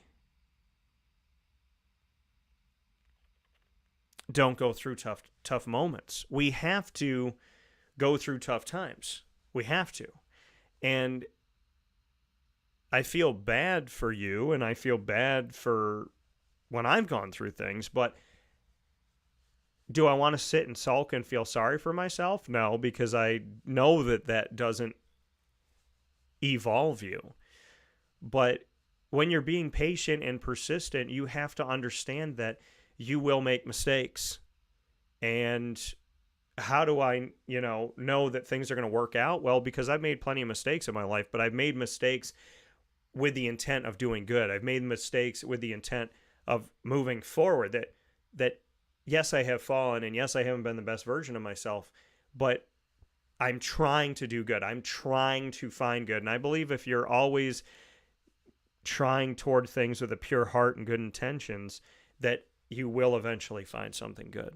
So keep going, keep striving, keep thriving, keep working, keep being patient, keep being persistent, and be respectful in both of those things, and give yourself time and take deep breaths and smell the roses and watch the flowers blossom and look at the birds and play with your dog and play with your cat and call your mom and call your dad and hang out with your friends and laugh every day, because patience doesn't necessarily mean solitary confinement, and persistence doesn't mean that you don't have the right to take a break for lunch and enjoy your life. So practice good things and take what you learn, take the knowledge and wisdom that God gives you and actually implement it, or else you're going to have to keep learning the same lesson over and over, which will eventually lead to wasting time, which is not anything that we have to waste. So do the best you can and understand that you're not meant to be perfect, but you are meant to learn and you are meant to grow. So don't just be out here doing nothing thinking that things are going to change. With that being said, that's the ingredients to success here on Wake Up Call with Dan Tortora, proudly presented by Avicolli's on 7839 Oswego Road in Liverpool, New York. Open Tuesday through Sunday. You will find them for lunch, dinner, and drinks. As always, drink responsibly if you are of age to drink.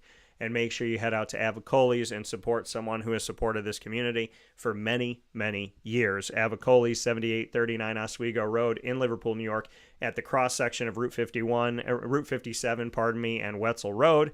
On Route 57 and Wetzel Road's cross, right down the street from Liverpool High School. It is the home of our Liverpool Warriors athletic broadcasts, airing monthly on-site, on location, at Avicolli's. I love their food. I love the leadership. Big time shout out to John Fratto and the Avicolli family. And many thanks to all of the wonderful people at Liverpool that have made the show so great. With that being said on Wake Up Call, thanks for watching and listening on YouTube.com and Facebook.com, both /WakeUpCallDT, and on WakeUpCallDT.podbean.com, Monday through Friday from 9 a.m. to 11 a.m. Eastern Time. You can, of course, find us on Amazon Music, Audible, iHeartRadio, iTunes, and Apple Podcasts, Player FM, Podbean, Podchaser.com, Podvine, Spotify, TuneIn, and YouTube by simply searching Wake Up Call with Dan Tortora, or one word, Wake Up Call DT. A big time thanks to our incredible partners in Central and Upstate New York, Carvel DeWitt, the Wildcat Sports Pub, Mon Pa's Kettle Corn and Popcorn Factory, GG Cards and Breaks, PB&J's Lunchbox, Avicolli's, Great Lakes Honda City, Pizza Man, Mother's Cupboard, Chick-fil-A Cicero and Chick-fil-A Clay, K9 Camp Dog Daycare, and K9 Campground Dog Boarding. Of course, you can go to Mother's Cupboard 7 days a week and get the Cuse McMother, my breakfast sandwich, bacon, egg, and cheese inside of 2 pieces of French toast. Pick it up and eat it like a sandwich, cut it up and have it with some syrup. And you can do that from 6 a.m. to 1:30 p.m. on 3709 James Street in Syracuse, only at Mother's Cupboard. And, of course, you can get my sundae, an ode to the Lemoyne Dolphins that are right down the road from Carvel DeWitt, the only place where you will find the DT Dolphins Sundae, a Sunday dedicated to Lemoyne College. And that is on site on 4322 East Genesee Street, 7 days a week at Carvel DeWitt in DeWitt, New York. You will find the DT Dolphin mint chocolate chip ice cream with hot fudge, whipped cream, and a cherry, topped off with green and gold sprinkles, and a chocolate dolphin jumping out of your whipped cream. Of course, we are proud to be the exclusive multimedia marketing partner of your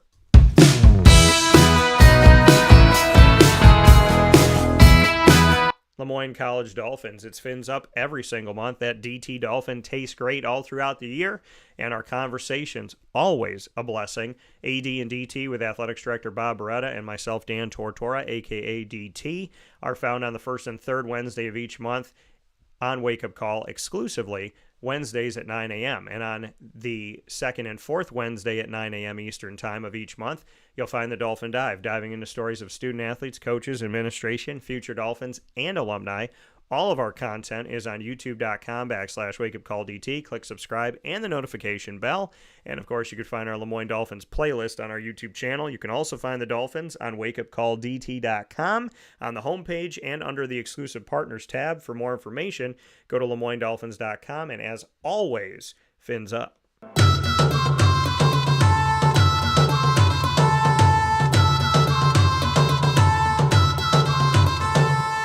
The Bryant and Stratton College Bobcats of Syracuse are exclusive multimedia marketing partners with Wake Up Call with Dan Tortora, featuring our specials like the one that you got to see here today with Shawn Peake of the Bryant and Stratton College baseball team here in Syracuse. The Bobcat Buzz coming to you every single month, all throughout the year. with student athletes, coaches, and administration, featuring men's and women's soccer, men's and women's basketball, baseball, and esports. You can find the Bobcats by going to youtube.com/wakeupcalldt. Click subscribe and the notification bell. Find the BSC Syracuse playlist on our YouTube channel. You can also find the Bobcats on the homepage of wakeupcalldt.com and underneath the exclusive partners tab. For more information, go to syracuse.bscbobcats.com. And as always, go Bobcats.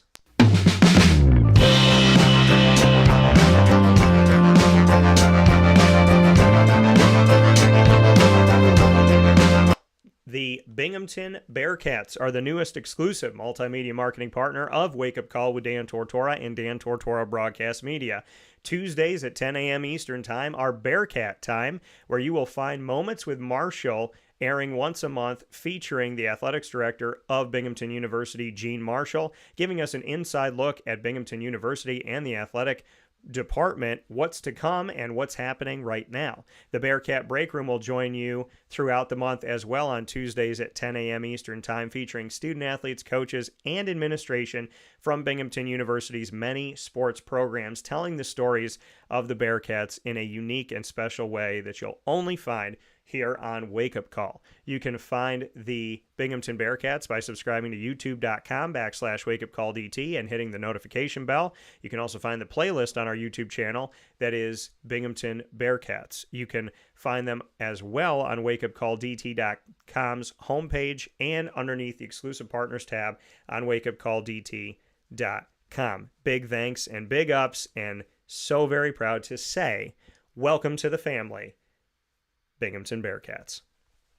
With that being said, here on Wake Up Call with Dan Tortora, inside of Ma and Pa's Popcorn.com's What's Poppin', I want to thank Shawn, Peake, and Bryant and Stratton College of Syracuse. We had a ton of Bobcat Buzz specials, under promise, over deliver. So we had 6 specials airing on our social media, Facebook at Wake Up Call DT, X at Call DT, and Instagram at wakeupcall_DT, as well as on youtube.com/wakeupcalldt. Those specials with men's and women's basketball in their selection shows, as both teams were selected to go to the national tournament. Shout out to the women's basketball team and head coach Tay Baker and student athletes, and the men's basketball team and head coach Clay Gagan Sherman and student athletes, as well as their coaching staffs. And a big time thanks today to Shawn Peake for joining me to tell the story of Bryant and Stratton Syracuse baseball in year number 2.